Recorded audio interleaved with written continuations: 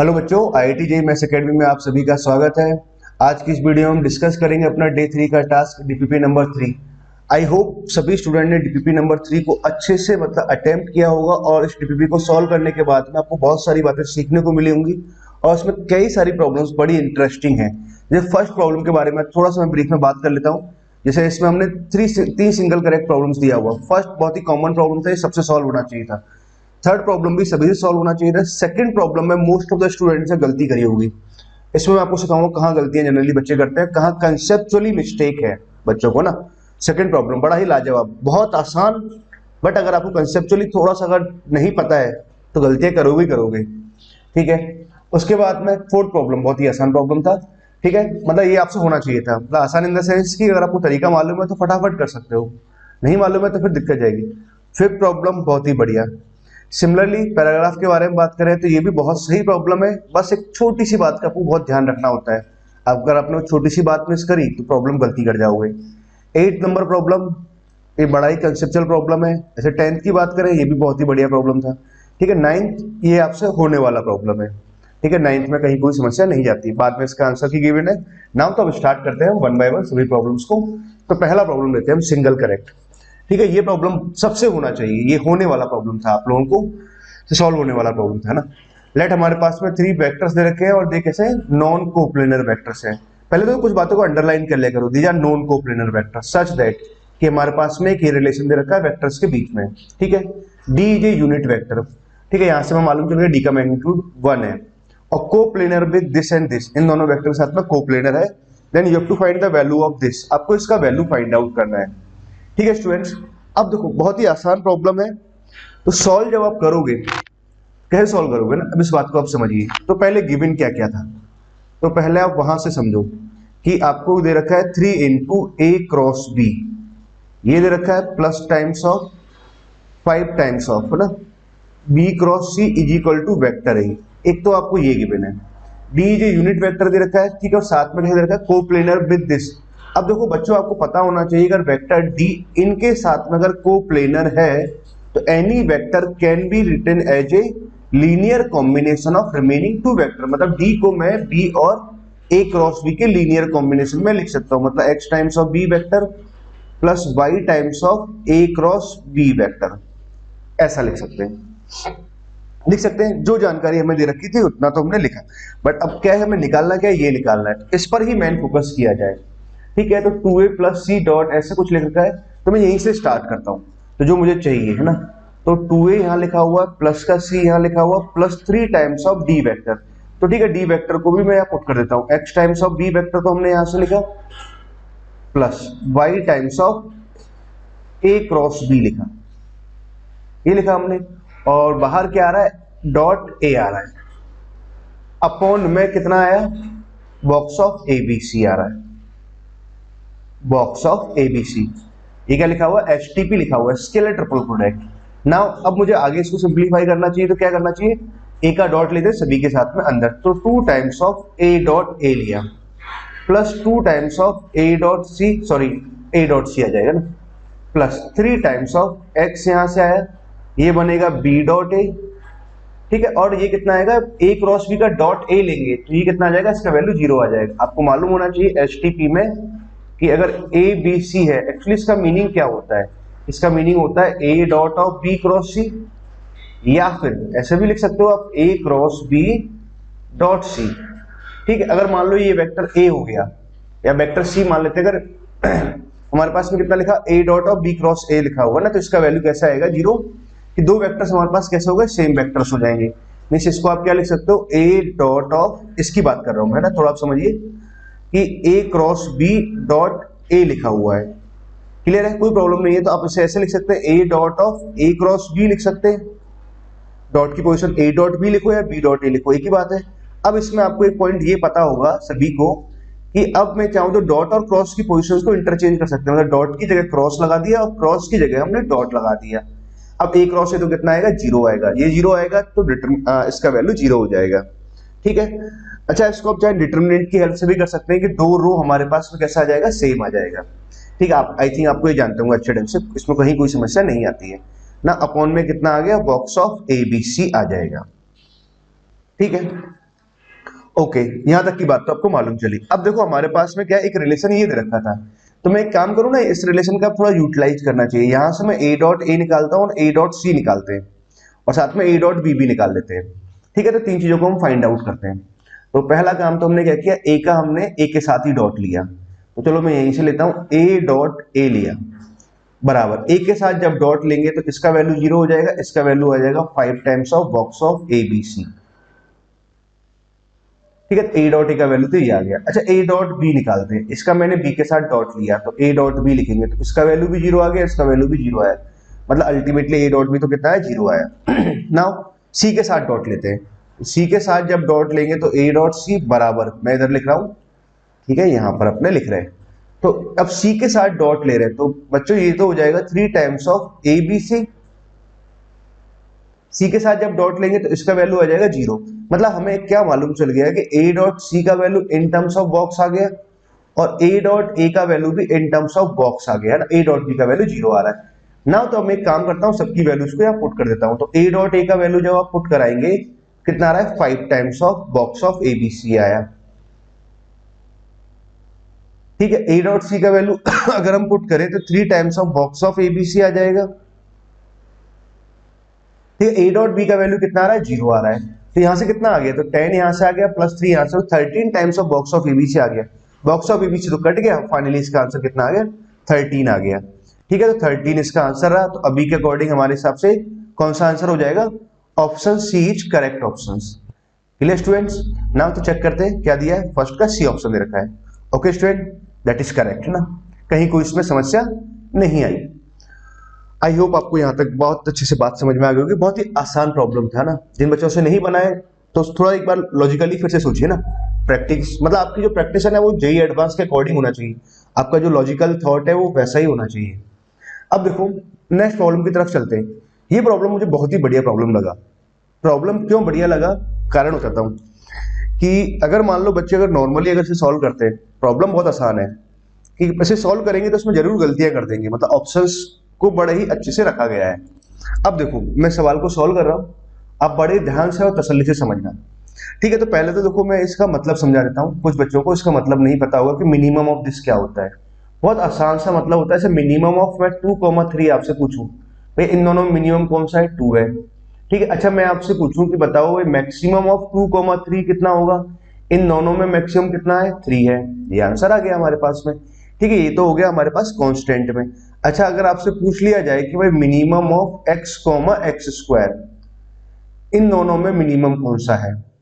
ठीक है, तो अब आपको क्या है, इसका वैल्यू फाइंड आउट करना है। स्टूडेंट थोड़ा लाइट चली गई है तो उस बात से आपको दिक्कत नहीं है, आपको स्क्रीन बड़ी अच्छे से दिखाई देगी, आप यहां समझना ना। ना minimum of x comma x square लिखा हुआ है, अब ये क्या वेरिएबल्स आ गए है ना, x और एक्स स्क्वायर आ गया, तो अब सारी बात क्या है ना कि वो x पे डिपेंड करेगी कि x कैसा है, वेरी कर रहा है। ठीक है, तो इसको सॉर्ट आउट करने के लिए आप सबसे बढ़िया तरीका क्या होता है कि आप क्या करो, एक ही x एक्सिस y एक्सिस में दोनों के ग्राफ बना लो। जैसे मैंने क्या किया, y is equal to X square का ग्राफ बनाता हूं, ये बनाया y is equal to X square का ग्राफ। ठीक है, कलर चेंज करते हुए y is equal to X का ग्राफ भी बनाया, ये बना लिया। ठीक है, अब फिर कलर चेंज करते हैं, हमें इन दोनों का मिनिमम चाहिए, तो भैया आप क्या करो, माइनस इंफिनिटी से स्टार्ट करो और प्लस इंफिनिटी तक जाओ। तो अब देखो मिनिमम मतलब जो नीचे आ रहा है, इन दोनों में नीचे कौन सा आया, यहां तक आया, इन दोनों में ये मिनिमम आया। अब आगे बात करें तो इन दोनों में ये मिनिमम आया, जो ब्लू लाइन जा रही है ना, उसके बाद देखें तो इन दोनों में मिनिमम कौन सा आ रहा है, ये आ रहा है। मतलब अल्टीमेटली अगर इस ग्राफ को मैं अलग से तोड़ के देखूं तो यहां पर कुछ ऐसे आया, फिर कुछ ऐसे बन रहा है ना, और फिर ये ऐसे चला गया, ये इनका से मिनिमम इसका ग्राफ आया। अगर आपको मैक्सिमम लिखना होता तो हम ऊपर वाला हिस्सा ले लेते हैं। आई होप आपको पहले तो ये इसका मीनिंग समझ में आ गया। नाउ अब हम बात करते हैं सवाल के सॉल्यूशन पे और इस सवाल के खूबी पे बात करते हैं। पहला काम तो हमें इसका ग्राफ बनाना चाहिए। ठीक है, तो ग्राफ बनाने के लिए पहले मैं एक्स एक्सिस वाई एक्सिस बनाता हूं। तो ये मान लेते हैं अपना एक्स एक्सिस हो गया, दिस इज सॉरी ये एक्स एक्सिस और ये वाई एक्सिस। ठीक है, दिस इज ओरिजिन। नाउ अब देखो ग्राफ जब बनाना है तो y इक्वल टू 1 का ग्राफ बना ही लेंगे ना, कोई दिक्कत नहीं, y इक्वल टू 1 का ग्राफ मैं यहां बना देता हूं, ये आ जाएगा y इक्वल टू 1 का ग्राफ आ गया। ठीक है, y और ये क्या आएगा 1 प्लस एक्स पावर 5। अब देखो इसके ग्राफ में बड़ा आपको ध्यान रखना है, ये 1 प्लस एक्स पावर 5 का ग्राफ आप जब बनाओगे तो भाई देखो पहले होता है एक्स क्यू का ग्राफ, एक्स पावर 5 का ग्राफ जो होता है इनका शेप कुछ ऐसे आता है। ठीक है, अब इस शेप में बड़ा अच्छे से आपको ध्यान रखना था एक छोटा पॉइंट। क्या ध्यान रखना है, पहले मैं समझाता हूं ना कि एक्स क्यू का ग्राफ आपने बनाया तो एक्स क्यू का ग्राफ कुछ ऐसे जब बनाओगे ना कुछ ऐसे आता है। तो देखो मैंने यहाँ पे ये पॉइंट है ना, इसको मैं फिर से हाईलाइट कर रहा हूँ। तो इस वाले पॉइंट पे जब ग्राफ जाएगा तो वो ऐसे जाएगा, ऐसे आप ऐसे समझ लो ना, ऐसे जाएगा। मतलब मैं क्या कहना चाह रहा हूँ, कुछ ऐसे और ऐसे गया और ऐसे गया। ठीक है, ये अपना ओरिजिन है। मतलब यहां पर क्या है कि एक टेंजेंट एग्जिस्ट कर रहा है और इसका टेंजेंट क्या होगा, एक्स एक्सिस होगा। ठीक है, तो बच्चों को सुनने में शायद जो जिन्होंने पढ़ा नहीं है सुनने में बड़ा अजीब लगता है कि एक्स क्यू के लिए एक्स एक्सिस टेंजेंट कैसे हो सकता है, टेंजेंट तो टच करता है। गलत, ये डेफिनेशन ही गलत होती है ना, कि टेंजेंट टच नहीं, टेंजेंट कट भी कर सकता है कर्व को। ठीक है, तो अभी मैं इस बारे में बात नहीं कर रहा। तो आप ये मान के चलिए हाँ ये टेंजेंट आएगा और ये ऐसे स्मूथ ग्राफ आ रहा है, जैसे कि मैं कुछ ऐसे बनाऊं। ये समझो बात को ना, ये थोड़ा बड़ा करके दिखा रहे हैं ना, यहाँ कहीं ओरिजिन मान लिया हमने, इस तरह का ग्राफ आएगा। तो बस इस बात को आपको बड़ा अच्छे से ध्यान रखना था। अब क्या करना है मुझे, एक्स पावर 5 का ग्राफ भी सेम ऐसे ही जाएगा, शेप तकरीबन सेम ही रहेगा। अब क्या है कि जब ग्राफ आएगा तो वो यहाँ पर ऐसे एक हॉरिजॉन्टल लाइन सी बनाएगा हल्की सी। ठीक है, और ग्राफ फिर कुछ ऐसे निकल जाएगा, यहाँ हॉरिजॉन्टल लाइन बनाए। और यही सबसे इसमें इंपॉर्टेंट पॉइंट था, यही बच्चे मात खा जाते हैं ना इस सवाल के अंदर। अब देखो ठीक है, तो हमारे पास इन दोनों ग्राफ बना लिए। अब मैं ऐसे ग्राफ बनाता हूँ। ये ग्राफ तो बड़ा आसान हो गया, एक्स स्क्वायर से फैक्टर्स आ रहे हैं एक्स माइनस 2 और एक्स माइनस 3। ठीक है, इसका ग्राफ जब आप बनाओगे तो 2 और 3 पे तो कट करेगा, ग्राफ कुछ क्वाड्रेटिक का अपवर्ड ओपन जाएगा। मॉड लगा रखा है तो नीचे वाला हिस्सा उठ करके ऊपर चला जाएगा। ठीक है, यहाँ तक की बात तो आपको समझ में आई। तो हमने क्या किया, 2 यहाँ कहीं ले लेते हैं और 3 यहाँ कहीं ले लेते हैं। ठीक है, तो ग्राफ आपको इतना मालूम चलेगा कि ग्राफ जो जाएगा एक्चुअली वो कैसे जाएगा ना, कुछ ऐसे जा रहा होगा। यहां से ग्राफ आया, ठीक है, और कुछ ऐसे गया और कुछ ऐसे जाएगा। ठीक है, यहाँ शार्प कॉर्नर बनना है ना, कमाल की बात ये है। अब देखो इसमें भी अभी थोड़ा सा लोचा है ना, बस समझाएंगे आपको बात को। अब पहले तो समझो पीक पॉइंट जो है ये मैंने यहीं तक ही क्यों बनाया है ना, क्योंकि अगर क्वाड्रेटिक की बात करें कुछ कुछ बातें सीखो। जैसे पहला सीखा जाए हमारे पास में Y square minus 5x plus 6, इसका ग्राफ कुछ ऐसे बन रहा है, ये बात श्योर है ना। इसका जो मिनिमम वैल्यू है कितना आता है, माइनस डी अपॉन 4a आता है। तो माइनस डी का वैल्यू कितना आया, बी स्क्वायर, तो 25 यहां से आ जाएगा, माइनस यहां से आ जाएगा 4a, और सी का वैल्यू 6 अपॉन में कितना है 4 टाइम्स ऑफ a आ जाएगा। ठीक है, तो ये तो कितना बन गया 24 यहां से बना, ये आ जाएगा 1/24, माइनस का 1/4 आ गया। ऊपर जब लेके जाओगे मैक्सिमम 1/4 तक ही जाएगा, और ये y इक्वल टू 1 की लाइन है तो ये इससे नीचे ही रह जाएगा। ठीक है, यहां तक का पॉइंट आपको समझ में आया। अब देखो बात को समझिए कि ग्राफ कुछ ऐसे गया है ना, यहां तक कुछ ऐसे निकल जाएगा। अब एक और चीज, x बराबर 0 पे जब हम बात करें, इसकी वैल्यू की बात करते हैं, x बराबर अगर 0 हो ना, यहां से समझो आपने क्या किया, y बराबर इसका ग्राफ बनाया, y बराबर इसका ग्राफ बनाया, y बराबर इसका ग्राफ बनाया। तो x बराबर जब 0 यहाँ पुट कराएंगे तो वैल्यू कितनी आ रही है, 6 आ रही है। मतलब ये ग्राफ जब आगे की तरफ लेके जाऊंगा ये सीधा जा रहा है ना, और ये 6 पे जाके कट किया 0,6 पर। ठीक है, यहां तक की बात आपको समझ में आएगी। अब आगे का पॉइंट समझो, भी ग्राफ जब आगे जाएगा ना, ऐसे जब आगे ग्राफ जा रहा होगा, ये आगे जा रहा होगा, तो ये कभी कट नहीं करेंगे है ना, इस बात का ध्यान रखना है। कारण क्योंकि ये x पावर 5 है और यहाँ पे ये कुछ ऐसे आ रहा है, x को माइनस 5x प्लस 6 लिखा हुआ है।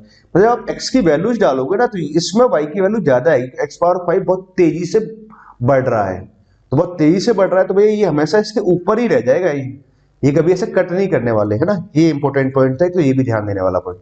तो दो बातें ध्यान देने वाली आई, एक तो ये पॉइंट ध्यान देने वाला है, दूसरा पॉइंट ये ध्यान देने वाला है, तीसरा हमारे पास ये भी आया है ना। उसके बाद में अब हमें क्या करना है, मॉड ऑफ x माइनस 4 का ग्राफ बनाना है, y इज इक्वल टू इसका ग्राफ बनाना है।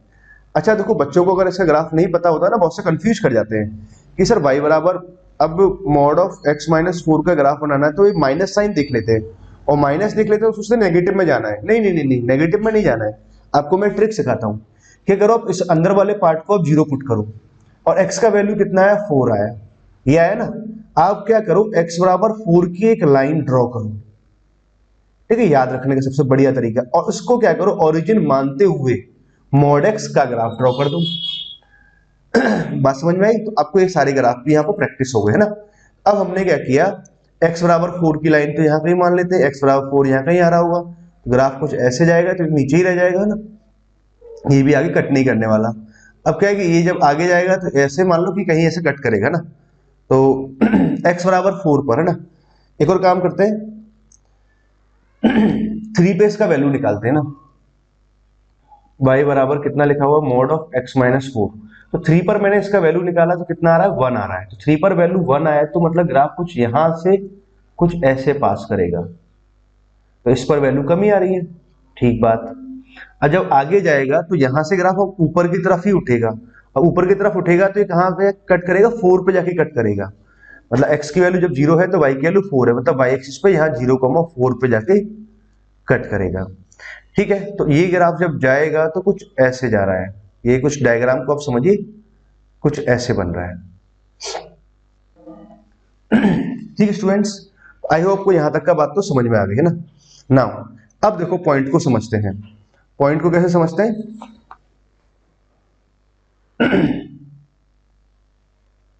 ठीक है ना। अब समझो, कलर थोड़ा चेंज करते हैं, यहां कलर लेते हैं ना। अब हमें क्या चाहिए, देखो इसके कुछ आगे यहां से बढ़ा दिए, अब मुझे चाहिए मिनिमम, क्या चाहिए हमें, मिनिमम चाहिए। तो अब मिनिमम क्या है, माइनस इन्फिनिटी से पूरा ग्राफ माइनस इन्फिनिटी से प्लस इन्फिनिटी में आ ही रहा है, तो यहीं से पूरा चेक करते हैं। तो हम पूरा यहां से लेके यहां तक आए है ना, जैसे मैं यहां से 0 तक आया, 0 तक आया तो बेटा ये मिनिमम ग्राफ आया, ये मिनिमम आया, तो ये मिनिमम आया तो इसका ध्यान रखा। और यहां पर तो इस बात का ध्यान रखा, ये ऐसे हॉरिजॉन्टल हो रहा है ना, तो मेरा कहने का मतलब क्या है, यह शार्प कॉर्नर नहीं बन रहा बच्चों, शार्प कॉर्नर नहीं है यहाँ पर है ना, ठीक है। तो यहां पर ऐसे आएगा, यहां एक शार्प कॉर्नर आएगा ही आएगा, क्योंकि वो कुछ ऐसे जा रहा है ग्राफ, ऐसे ऐसे हल्का शेप ले रहा है ना, ठीक है। फिर इन तीनों में मिनिमम देखेंगे तो ये मिनिमम आएगा, ठीक है। फिर आगे जाएंगे तो फिर ऐसे कुछ आएगा हमारे पास में, ये ग्राफ आया। फिर उसके आगे गए तो फिर कुछ ऐसे आएगा, और फिर आगे जाएंगे तो कुछ ऐसे ये ग्राफ आएगा। अल्टीमेटली आपको ये बात ध्यान रखनी चाहिए, इसका ये ग्राफ आया, ठीक है। अब देखो कंसेप्ट वाइज अब यहां समझते हैं हम कुछ कुछ पॉइंट्स। पहला हम समझते हैं नॉन डिफरेंशियबिलिटी के पॉइंट्स कहां कहां हो, जहां पर ये नॉन डिफरेंशियबल हो। नॉन डिफरेंशियबल का मतलब हुआ कि उस पॉइंट पर टेंजेंट एग्जिस्ट नहीं करेगा, ठीक है। तो शार्प कॉर्नर जहां भी आ रहा होगा वो नॉन डिफरेंशियबिलिटी के पॉइंट्स होंगे। तो यहां तो शार्प कॉर्नर नहीं है, बार बार मैं इसी बात को फोकस कर रहा हूं, ठीक है। तो अब क्या इस पॉइंट पर तो डिफरेंशियबल है, इस पॉइंट पर कैसा है, नॉन डिफरेंशियबल। एक पॉइंट हमारे पास ये मिला, ठीक है। नॉन डिफरेंशियबिलिटी के अगर पॉइंट्स की बात करें तो एक पॉइंट ये आया, दूसरा पॉइंट ये आया, तीसरा पॉइंट ये आया, चौथा पॉइंट ये आया, पांचवा पॉइंट ये आया, और छठवां पॉइंट ये आया। मतलब 6 शार्प कॉर्नर बन रहे हैं। तो जितने पॉइंट पर, अगर कितने पॉइंट पे नॉन डिफरेंशियबल हो गए, 6 पॉइंट्स पर ये कैसा आएगा, नॉन डिफरेंशियबल आएगा। आई होप आपको मेरी बात समझ में आई है ना। हमें 7 आंसर नहीं लिखना है बच्चों, क्योंकि आपने क्या करोगे ना, इस बात को 7 यहाँ पर शार्प कॉर्नर समझ लोगे आप, और यहाँ शार्प कॉर्नर जैसे ही समझ लोगे तो आप 7 आंसर देना शुरू कर दोगे। मतलब आप ए और डी ऑप्शन के हिसाब से सोचना शुरू करोगे ना। फिर आप सोचोगे अरे इधर कैसे गलत आ रहा है ना, फिर आप उस हिसाब से जाओगे। अब आप दूसरा पॉइंट समझो, शार्प कॉर्नर वाली बात समझ ली ना। अब समझो एक्सट्रीमम के पॉइंट्स। अब उसने पूछा एक्सट्रीमम, तो भैया एक्सट्रीमम कहाँ होता है, तो जहां पे मैक्सिमा या मिनिमा 1 है। मतलब अगर x इक्वल टू ए पे अगर मैक्सिमा आ रहा है तो x इक्वल टू ए पर जो वैल्यू है, तो उसके जो नेबरहुड पॉइंट्स हैं, तो a पर वैल्यू a प्लस एस से ज्यादा होना चाहिए और a माइनस एस से ज्यादा होना चाहिए, ठीक है। तो ये होता है एक्सट्रीमम का पॉइंट्स।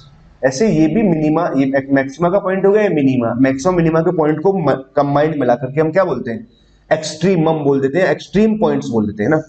ओके, अच्छा यहां तक बात समझ में आई। अब एक पॉइंट समझो, जैसे मान लो ऐसे ग्राफ गया, ऐसे गया, ठीक है। अब मान लो मैं इस पॉइंट के बारे में बात कर रहा हूं, मैं इस पॉइंट के बारे में, तो बच्चों मैं कभी भी इसे एक्सट्रीमम का पॉइंट नहीं बोलेंगे, मतलब मैं यहाँ पे मैक्सिमा नहीं बोलूंगा, क्योंकि मैक्सिमा होने के लिए क्या होना चाहिए, उस पॉइंट पे जो वैल्यू है वो नेबरहुड से ज्यादा होनी चाहिए। यहाँ इधर साइड से तो ज्यादा आ रही है, इधर साइड से ज्यादा नहीं आ रही, ठीक है। तो बात को क्या ध्यान देना है कि इस वाले पॉइंट को, this is not a point of extremum, ये एक्सट्रीमम का पॉइंट नहीं है, मतलब यहाँ मैक्सिमा नहीं आ रहा है, ठीक, तो ये गलती जैसे आप करोगे तो उस हिसाब से अगर आपका आंसर अलग आ जाएगा। अब जैसे कि मान लो कि मैं सवाल में बात करूं तो भैया ये हमारे पास एक्सट्रीमम का पॉइंट नहीं है, ये भी एक्सट्रीमम का पॉइंट नहीं है, ठीक है। अब हमारे पास में अगर समझे तो आंसर कितना है, 1 2 3 4, ठीक है। ये पॉइंट्स आए हमारे पास में, एक तो यहां मिनिमम बन रहा है, एक यहां बन रहा है, एक यहां बन रहा है, एक यहां बन रहा है और एक यहां वाला पॉइंट नहीं लेंगे ना। कितने पॉइंट्स? एक्सट्रीमम पॉइंट्स के बारे में बात करें मतलब उन पॉइंट पे जहां पे मैक्सिमा और मिनिमा बने हैं ना, तो देखो कहां कहां आएंगे हमारे पास में। एक पॉइंट तो ये हुआ जहां पे मिनिमा बन रहा है, कलर थोड़ा चेंज करके बताते हैं ना। एक पॉइंट तो ये यहाँ मिनिमा बन रहा है, यहाँ मैक्सिमा बन रहा है, एक पॉइंट ये आया, तीसरा पॉइंट ये आया, 3 पॉइंट तो यही आ गए, चौथा पॉइंट हमारे पास ये आया और पांचवा पॉइंट ये आया, ये 5 पॉइंट्स आ रहे हैं ना, ठीक है। तो 5 पॉइंट्स पे एक्सट्रीमम होगा, मतलब यही जहां पे मैक्सिमा या मिनिमम बन रहा होता है। मैक्सिमम मिनिमम बनने के लिए ये वाली कंडीशंस होती है ना, इस बात को ध्यान रखना चाहिए। तो हमारे पास कितने सारे पॉइंट्स आए, एक्सट्रीमम के एक पॉइंट आया, दूसरा पॉइंट ये आया, तीसरा पॉइंट ये आया, चौथा पॉइंट ये आया और पांचवा पॉइंट है। इन पॉइंट्स को काउंट नहीं करना है ना, अगर इनको काउंट करोगे तो आपके हिसाब से फिर आंसर 8 हो जाएगा ना, ठीक है स्टूडेंट्स। तो आप पहले वाले आंसर्स की तरफ चले जाओगे और आपका पहला आंसर आ जाएगा, जो कि बिल्कुल गलत हो जाएगा। सवाल में यही कंसेप्चुअल पॉइंट था और यही आपको समझाना था। क्लियर स्टूडेंट्स, आई होप आपको यहाँ तक की बात बहुत अच्छे से समझ में आई है ना। इस सवाल में क्या खूबी थी वो खूबी आपको क्लियर हुई है ना। और ये प्रॉब्लम यहाँ पे जो लिया गया था वो इसी वजह से प्रॉब्लम लिया गया था। ओके स्टूडेंट्स, आई होप आपको बहुत बढ़िया से प्रॉब्लम समझ आ गया होगा। गुड है ना, बहुत ही बढ़िया प्रॉब्लम है, एक नंबर प्रॉब्लम, आसान, गलती कराने वाली। नाउ आगे चलते हैं नेक्स्ट प्रॉब्लम की तरफ। ये प्रॉब्लम भी बहुत बढ़िया है, बहुत ही अच्छा प्रॉब्लम है, छोटा सा प्रॉब्लम है, सॉल्वेबल है ना, फटाफट सॉल्व हो जाएगा। तो through the vertex of the parabola y square equals to 4ax, ठीक है। अच्छा देखो, इस डीपीपी में जब प्रॉब्लम्स डाल रहे होते हो ना, ऐसा नहीं कि सारी प्रॉब्लम्स ऐसी डाल दो ना, नहीं, उसमें सभी तरह की प्रॉब्लम्स होती हैं, सिंपल, आसान, डिफिकल्ट, कंसेप्चुअल, जो भी कुछ है काइंड ऑफ सब होना, जैसे पेपर में आती हैं प्रॉब्लम्स वैसे ही प्रॉब्लम्स को डाला गया है। क्या देखा है, through the vertex of the parabola y square equals to 4ax, two chords are drawn, दो कॉर्ड्स को ड्रॉ किया गया है, and the circle through the vertex, तो वर्टेक्स से हमने दो कॉर्ड को ड्रॉ किया है, and the circle on these chords as a diameter, ठीक है, इंटरसेक्ट एट ए पॉइंट। अच्छा, हमने क्या किया, उन कॉर्ड्स पे सर्कल ड्रॉ किया, उनको डायमीटर मानते हुए, और वो किसी एक पॉइंट पे कट कर रहा है, ठीक है। चलो साथ के साथ डायग्राम भी बनाते हुए चलते हैं, रफ डायग्राम जरूरी है। पैराबोला स्टैंडर्ड है y square equal to 4ax, ठीक है, ज्यादा बड़ा ही बना दिया, कुछ ऐसे बना लेते हैं एक कॉर्ड और दूसरा यहाँ ले लेते हैं। इस पे एक सर्कल बनाया, ये सर्कल ही है ना, आप तो मान के चलो। दूसरा सर्कल हमने ये बनाया, ये भी सर्कल ही है ना, आई थिंक आपके तो समझ गए ना इतनी बात को। मान लेते हैं कि इफ ए एंड बी है ना, यहाँ पे एक कट किया पॉइंट, एक पॉइंट ऐसे आ रहा है और ये पॉइंट ऐसे आ रहा है ना। आगे क्या बोला है, if a and b b the angle made with the x axis by the tangent at the other end of the chord. Other end of the chord का मतलब कैसे, ओरिजिन से यहाँ से एक कॉर्ड ऐसे मान लो गया, ये पॉइंट पी है, मान लेते हैं कि ये पॉइंट क्यू है। तो जो टेंजेंट हमने ड्रॉ की गई है, मान लो कि पी पर अगर टेंजेंट अगर मैं ड्रॉ करूं कलर चेंज करते हुए, ऐसे टेंजेंट ड्रॉ किया, तो इसने एक्स के साथ में जो एंगल बनाया है दैट इज एंगल ए है। ऐसे अगर हम क्यू पर अगर टेंजेंट ड्रॉ कर रहे हैं तो देखो टेंजेंट ही है ना, आप ऐसे जान के चलो, ऐसे बनाया, इसने मान लो एक्स के साथ में जो एंगल बनाया दैट इज एंगल बी है, ठीक। उसके बाद में क्या बोला है, and c b the angle made with the x axis by the line joining vertex of parabola and point of intersection of circle. मतलब ये तो जॉइनिंग वर्टेक्स ये हो गया और point of intersection of circle हमारे पास ये आ गया। इस लाइन ने कितना एंगल बनाया है, दैट इज एंगल सी है, ठीक है, ये एंगल आपको दे रखा है। देन आपसे पूछा होगा cot A plus cot B plus M times of ten C का वैल्यू कितना होगा, ये पूछा है for some positive integer m, then the value of m is. तो देखो पहला काम, प्रॉब्लम को सॉल्व करते हैं। पहला काम तो हमने क्या माना, पॉइंट p के कोऑर्डिनेट माने t1, ठीक है। तो पॉइंट p के कोऑर्डिनेट अगर आप t1 मान रहे हो तो t1 का मतलब होता है a_t1 स्क्वायर 2a_t1, ठीक है। तो पॉइंट p का हमने कोऑर्डिनेट माना, तो भाई इसकी अगर मुझे इक्वेशन लिखना है तो याद होना चाहिए equation of tangent in parametric form कितना आएगा, ty = x plus at square, ये इक्वेशन ऑफ टेंजेंट आया। यहां से अगर मैं इसका स्लोप लिखता हूं तो स्लोप ऑफ टेंजेंट हमने लिखा तो कितना आ जाएगा, 1/t आ जाएगा, y बराबर mx, और दैट इक्वल टू कितना आया, tan a आ जाएगा, ठीक है, तो T1 मान के चले हो तो यहाँ T1y equal to x plus AT1 square और यहाँ T1 आ जाएगा। अच्छा, अगर यहाँ से अगर मैं T1 का वैल्यू लिखूं तो कितना आ जाएगा, कॉट ए आ जाएगा। तो T1 का वैल्यू आ गया कॉट ऑफ ए आया। एक बात तो मैं ये समझ में आई। दूसरी बात, अगर पॉइंट क्यू कोऑर्डिनेट वाले लेता हूँ AT2 square comma 2AT2, this is point Q का कोऑर्डिनेट आ गया। अच्छा, यहाँ पर अगर मैं इसकी इक्वेशंस लिखूंगा तो कितना आ जाएगा, T2y equal to x plus AT2 square आ जाएगा। ठीक है, यहां से अगर स्लोप ऑफ टेंजेंट निकालेंगे तो कितना आ जाएगा, 1/T2 आ जाएगा और दैट इक्वल टू कितना दे रखा है, tan b दे रखा है। मतलब T2 का वैल्यू यहां से कितना आ गया, cot ऑफ b आया। ठीक है, तो T1 T2 चलो हमने ये मालूम चल गया, cot a cot b का वैल्यू क्या आया अकॉर्डिंग द प्रॉब्लम, इतनी बात हमें समझ में आएगी। नाउ अब देखो आगे की बात क्या है कि हमारे पास में इस लाइन की, जो ये लाइन है इसने कितना एंगल बनाया है, एंगल्स की बनाया है, इसका स्लोप मुझे निकालना है। ठीक है, तो अब ये कैसे निकालेंगे, इस बात को समझो। पहली बात तो देखो, ये सर्कल है, ये सर्कल मान लो सर्कल C1 और दिस इज सर्कल C2, इन दोनों की इक्वेशंस। ठीक है, ये डायमीटर मानते हुए हमने सर्कल ड्रॉ किए गए। ठीक है, तो अब देखो इन दोनों को देखा जाए, इस लाइन को अगर मैं देखूं, मान लो कि इसको R नाम दिया, तो OR लाइन इन दोनों सर्कल का क्या है, कॉमन कॉर्ड। और कॉमन कॉर्ड है, अगर आपको मान लो सर्कल की इक्वेशन तो आप निकाल ही सकते हो, सर्कल की इक्वेशन मालूम चल गई तो इक्वेशन ऑफ कॉमन कॉर्ड कितना आता है, ये आता है, आता है कि नहीं आता, ये आता है। देखो आपको वैरायटी कवर हो रही है ना, सर्कल के बारे में सीखने लगे, पैराबोला के बारे में सीखने लगे, थोड़ी देर पहले आप वेक्टर के बारे में समझ रहे थे, फिर आप डिफरेंशियबिलिटी के बारे में समझ रहे थे, एक्सट्रीमम्स के बारे में समझ रहे थे। मतलब इस तरह से आपको पूरा प्रैक्टिस हो जाएगा ना अच्छे से, तो बहुत ही ध्यान से करना चाहिए ना सभी प्रॉब्लम्स को ना। अब मैं एक काम करता हूँ, सर्कल C1 का इक्वेशन लिखता हूँ, पहला काम तो मैं ये करता हूँ। तो मुझे क्या एंड पॉइंट्स ऑफ, यहाँ तो कितना आ गया 0,0 आ गया। अब डायमीटर के एंड पॉइंट पता है, तो डायमीटर के अगर एंड पॉइंट पता है x1 y1, तो भाई इक्वेशन ऑफ सर्कल कितना आता है, भाई ये आता है x minus x1 into x minus x2 plus y minus y1 into में आएगा y माइनस y2 बराबर 0। ये आ जाएगा इक्वेशन ऑफ सर्कल ना। तो C1 तो x माइनस ऑफ x1 तो 0 आया, x माइनस ऑफ x2 कितना आ गया, AT1 स्क्वायर आया, plus sign y minus y1 0 आया और y माइनस y2 कितना है, 2AT1 बराबर 0 आया। ये आ गया ना। C2 की बात करें, C1 को थोड़ा और सिंप्लीफाई करके लिख लेते हैं और फिर डायरेक्ट यहां से हम एक्स स्क्वायर लिखा, वाई स्क्वायर का टर्म लिखा, x की टर्म देखते हैं ना, तो AT1 स्क्वायर इंटू एक्स आया ना, y की टर्म देखते हैं तो 2AT1 इंटू में y आया। ये आया ना, कांस्टेंट टर्म कहीं से कुछ आ ही नहीं रहा ना। ठीक है, ये हमारे पास बराबर 0 आ गया, ये आ गया। तो ये सर्कल ऑफ C1 का इक्वेशन आया। सिमिलरली आप C2 का इक्वेशन भी लिख सकते हैं, बस T1 की जगह मुझे T2 डालना है, बहुत ही बढ़िया।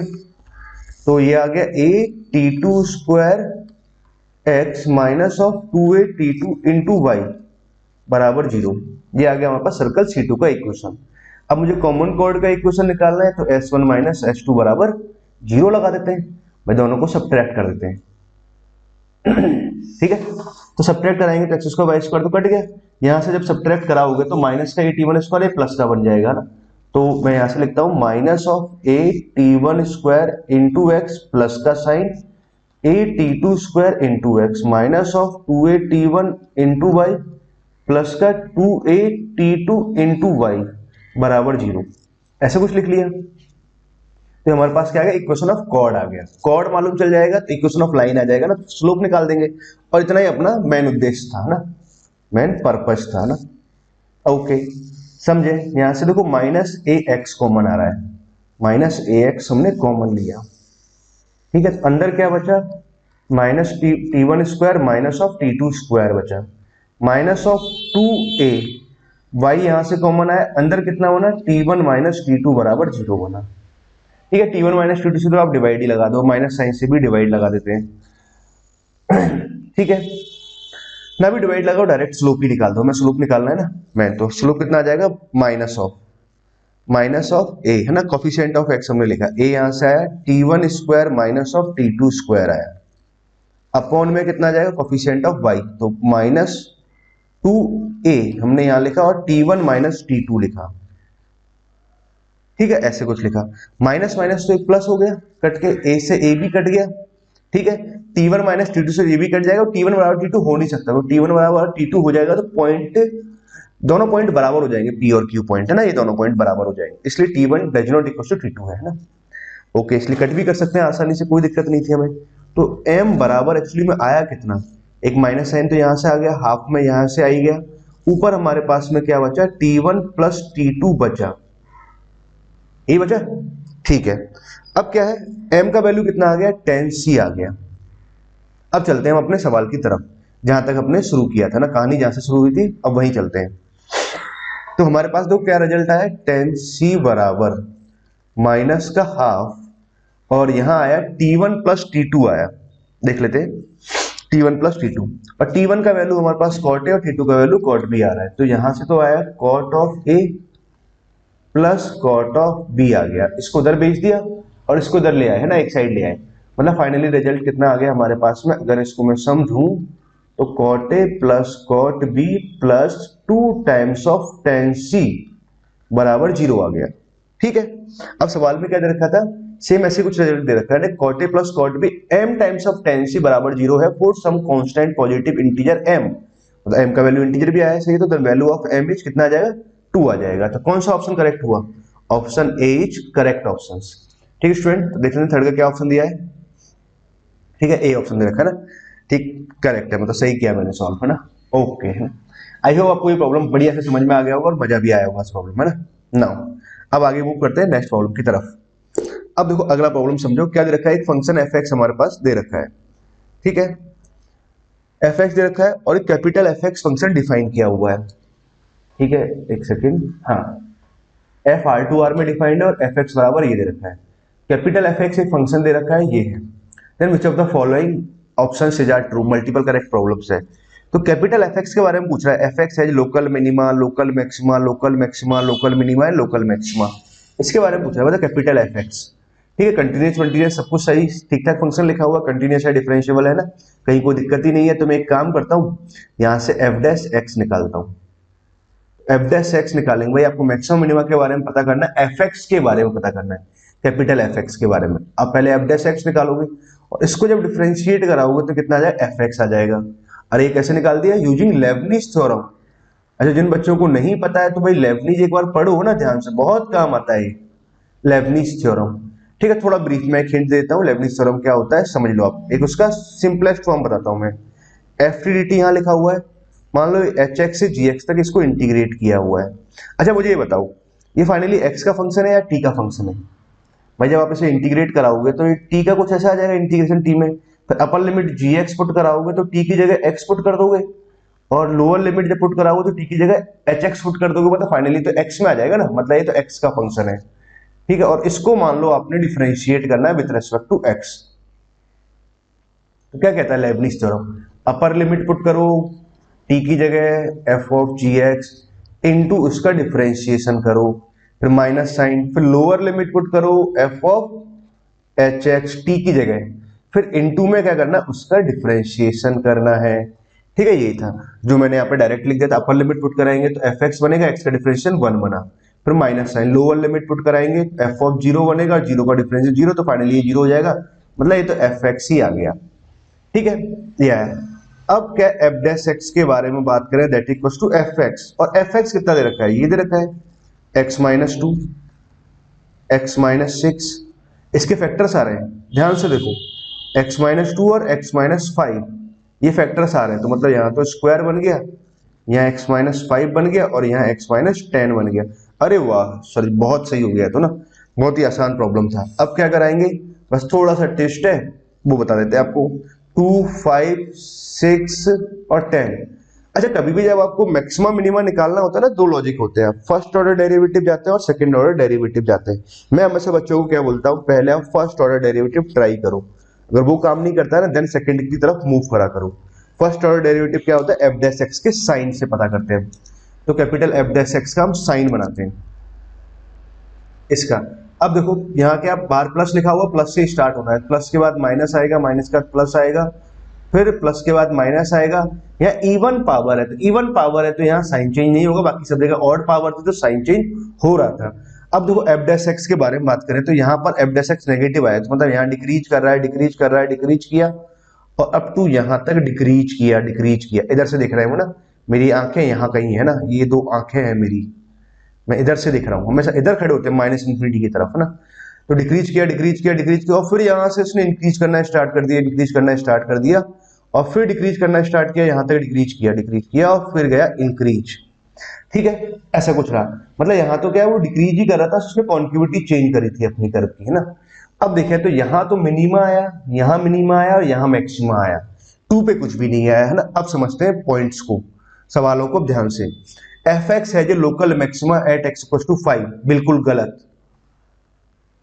एक्स इक्वल्स टू 5 पे कितना आ रहा है, इसका लोकल मिनिमा आ रहा है। एफ एक्स है जो local maxima at x equals to 10, बिल्कुल गलत, भैया उसका लोकल मैक्सिमा आ ही नहीं रहा। एफ एक्स है जो local maxima at x equals to 2, ये भी गलत, सारे ही गलत आ रहे हैं क्या, मैंने कुछ गलत तो नहीं बोल दिया? गलत पढ़ लिया। एफ एक्स है जो local minima at x equals to 5, local minima है ना एक्स इक्वल्स टू 5 पर, तो सही है ना, एक्स इक्वल्स टू 5 पे है ना, देखो डायग्राम में लोकल मिनिमा, ठीक है ना। डी क्या बोल रहा है, एफ एक्स है जो 2 local minima and 1 local maxima, हाँ ठीक है, 2 लोकल मिनिमा आ रहा है और 1 लोकल मैक्सिमा आ रहा है। ठीक, क्या बच्चों आपको दिखा, ये तो हो गया लोकल मैक्सिमा, ये हो गया लोकल मिनिमा, 2 लोकल मिनिमा और 1 local maxima, that is correct. तो अपना ऑप्शन डी इज करेक्ट। तो कौन कौन सा ऑप्शन करेक्ट हुआ, ए और डी करेक्ट ऑप्शन हुआ। ठीक है स्टूडेंट्स, आई होप आप समझ गए होंगे मेरी बात, है ना, जो मैं यहाँ पर समझाना चाह रहा था। ना अब समझते हैं हम आगे की बातें। ओके, तो हमने कितने प्रॉब्लम्स कर लिए यहाँ पर, 5 प्रॉब्लम्स कर लिए ना, सॉरी 4 प्रॉब्लम्स ही हुई है, 5वीं तो अभी आने बाकी है। ये भी प्रॉब्लम बहुत ही शानदार है, बहुत ही बढ़िया, इसको मैं आपको बहुत ढंग से समझाऊंगा ना, बहुत ध्यान से समझना, बहुत ही लाजवाब है और इसका मीनिंग समझाते हैं आपको। अच्छा, सवाल में जब आपने पढ़ रखा है ना, तो आपने एक बात तो सुना होगा कि इसमें एक टर्म आ रहा है ना, इस बात का मतलब समझाता हूं मैं आपको। Cards are drawn 1 by 1 by 1, इस बात को अंडरलाइन करना जरूरी है। और विदाउट रिप्लेसमेंट, ये लाइन भी इंपॉर्टेंट है, from a well shuffled card of 52 playing cards until 2 aces are obtained, मतलब जब तक 2 इक्के ना आ जाए ना, तब तक हमें क्या करना है, कार्ड्स को ड्रॉ करते जाना है। एक कार्ड निकाला, फिर दूसरा कार्ड निकाला, तीसरा निकाला, चौथा निकाला, 5वां निकाला, 6वां निकाला, और जैसे मान लो 2 इक्के आ गए तो प्रोसेस बंद कर देंगे। ठीक है, फॉर द फर्स्ट टाइम, पहली बार, वैसे मतलब फर्स्ट टाइम मतलब जब 2 मिल जाए हमें ना, तो बंद कर देंगे। If capital n is the number of card required to be drawn, मान लो आपको भाई 2 इक्के चाहिए, तो भाई मान लो आपने 10 कार्ड निकाले तब जाके निकला, मतलब पहला कार्ड निकाला, दूसरा निकाला, तीसरा निकाला, चौथे में एक इक्का आ गया, फिर निकालते गए 10वें कार्ड में आपका एक इक्का आया, तो मतलब आपने कितने कार्ड निकाले, 10 कार्ड निकाले। एन का मतलब समझ में आया, n is the number of card required to be drawn, कितने कार्ड की हमें जरूरत पड़ी इस बात के लिए। देन द प्रोबेबिलिटी पूछा हुआ जब capital N equal to small N है, that equal to 1 upon K N minus A N minus B N minus C दे रखा है, where K A B C natural numbers हैं और ए बी से बड़ा है, ऐसा कुछ दे रखा है ना। ठीक है, जहां तक की बात हमें समझ में आई। आगे मुझे क्या गिवन है, ऑप्शन ए दे रखा है ना, value of a value of b, मतलब ये निकाल दो तब ऑप्शंस तो सॉल्व हो जाएंगे। अच्छा, अब सवाल को बड़े तसल्ली से समझते हैं ना, तो पहले तो उसको 1 by 1 का मतलब समझाता हूं मैं ना। मान लो कि एग्जांपल लिया मैंने, बहुत छोटा सा एग्जांपल लेके चल रहा हूं, अभी तो सवाल समझ रहे हैं, सवाल सॉल्व नहीं कर रहे हैं ना।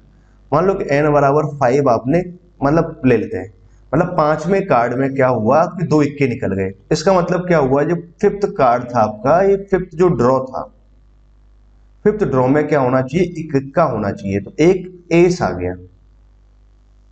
इसका मतलब क्या हुआ कि अब इससे पहले कितने सारे ड्रॉ रहे होंगे, 4 ड्रॉ हुए होंगे, जिसमें से एक इक्के का होना जरूरी है।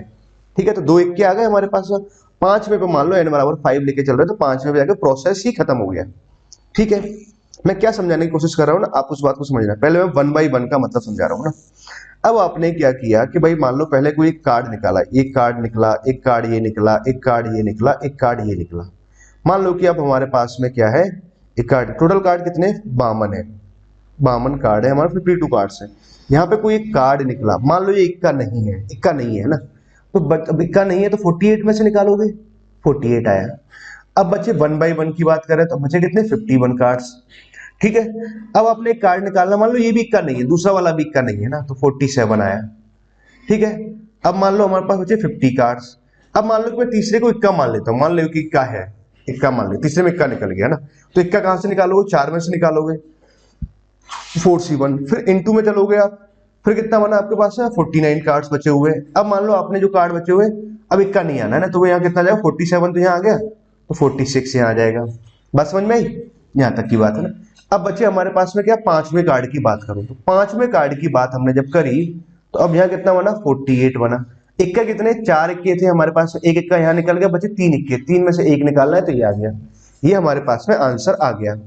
ठीक है, 1 बाई 1 वाला तरीके से। ठीक है, ये आंसर आया। अच्छा, अब देखो मैं आपको जो बात बताने जा रहा हूँ, जिस बात पे मैं बहुत ज्यादा कंसंट्रेट करने की कोशिश कर रहा हूँ, इस बात को अब देखो आप ऐसे भी कर सकते थे, पी एंड सी की हेल्प से, 1 बाई 1 और पी एंड सी का क्या रिश्ता नाता है यहाँ पर, है ना, वो बताता हूँ आपको। मान लो आपने पांचवा कार्ड तो यहाँ निकाल दिया, ये पांचवा कार्ड है, मतलब पहले 4 निकालेंगे तभी जाके 5th ड्रॉ होगा ना, तो ये पहले 4 ड्रॉ थे आपके पास में। आपने क्या किया, 52 में से कोई से भी 4 ले लिए। मैं इसे रफ करता हूं थोड़ा, हाँ। मान लो आप बात को यहां समझे और बहुत ही तसल्ली से ना, 52 में से आपने क्या किया, किन्हीं 4 का सिलेक्शन कर लिया। देखो मैं आपको क्या बताने की कोशिश कर रहा हूं, यहां पे मैंने एक साथ ले लिया, एक साथ ले लिया, और यहां पे 1 बाई 1 की बात कर रहा हूं। 52 में से कोई 4 कार्ड मैंने ले लिए, ले लिए। अच्छा सॉरी, एक मिनट है ना, पहले इस बात को अभी आने से पहले एक बात और समझना, ये एक केस था। अब इक्का यहाँ भी आ सकता था, इक्का यहाँ भी आ सकता था, इक्का यहाँ भी कहीं भी आ सकता था, ऐसे टोटल कितने सारे केस बनेंगे, 4 केस बनेंगे, तो इसको इंटू 4 और कर दिया हमने। भाई इक्का इस पोजीशन पे भी हो सकता था, इस पे भी हो सकता था, इस पे भी, ऐसे आप कितने सारे केस लिखोगे, मतलब फर्स्ट पोजीशन पे आया, सेकंड पोजीशन पे आया, थर्ड पोजीशन पे आया, फोर्थ पोजीशन, 4 केस लिखोगे ना, इंटू 4 कर दिया आपने। ठीक है, अब बात को समझो, यहाँ पर इस बात को मैंने क्या, एट रैंडम 52 में से कोई 4 का सिलेक्शन कर लिया, 4 का सिलेक्शन हो गया। ठीक है, यहाँ तक की बात सही रही है ना, जो समझाने की कोशिश कर रहे हैं ना वो समझो। उसके बाद अब मेरे पास कहते हैं 48 कार्ड्स हैं। अब मुझे क्या चाहिए, 4 कार्ड इधर चाहिए जिनमें से एक इक्का होना जरूरी है, तो 48 में से मैंने 3 कार्ड ले लिए, और 4 में से मैंने कोई एक इक्का ले लिया, इक्का आ गया, बात सही है। अब हमारे पास में कितना हुआ, 48 में 52 में से 4 कार्ड निकल गए, 4 कार्ड निकल गए तो बचे कितने कार्ड मेरे पास में, 48 बचे। 48 तो हाँ 48 खत्म हो चुके ना, तो 4 कार्ड निकल गए तो बचे कितने, 48 बचे, तो 48 कार्ड हमारे पास यहाँ बचे। अब हमने क्या किया, 3 इक्के हैं हमारे पास, 3 में से एक ही ले लिया। ठीक है, अब देखो ये दोनों नंबर्स बराबर आएंगे, और क्यों बराबर आएंगे उसका कारण समझाऊंगा मैं आपको ना यहाँ पर।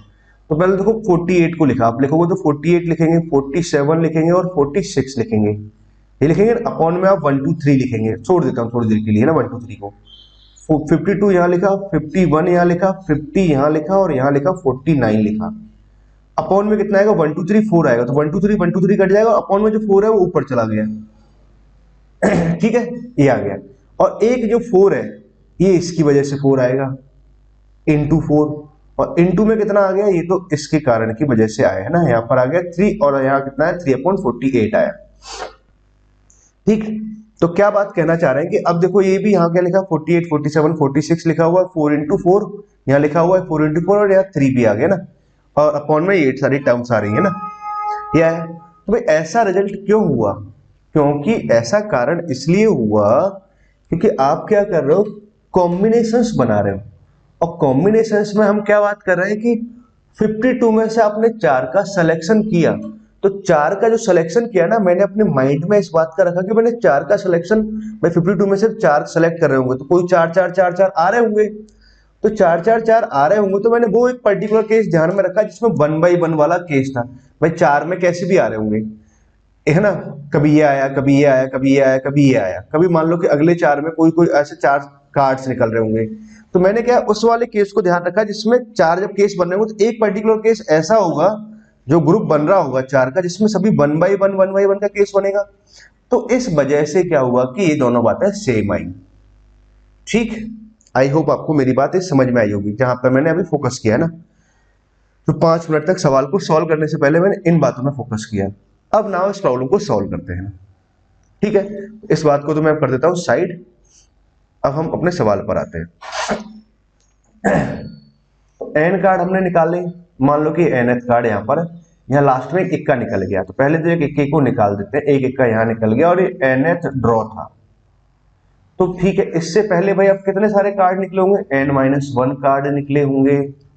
n-1 कार्ड में क्या हुआ होगा कि 4 इक्के होंगे और बाकी के रिमेनिंग कार्ड्स होंगे ना। ठीक है, अब देखो हमारे पास कितने, पहले शुरू में 52 कार्ड्स हैं, ये तो बाद में निकलेगा ना। ठीक है, तो शुरू में जब चल रहे हैं तो 52 कार्ड्स हैं। 52 कार्ड्स में से आपने क्या किया, किन्हीं भी n कार्ड का, सॉरी है ना, यहाँ n-1 कार्ड्स हैं हमारे पास में, तो 52 में से मैंने क्या किया, पहले n कार्ड का सिलेक्शन किया ना, सॉरी यहाँ n-1 कार्ड्स है हमारे पास में,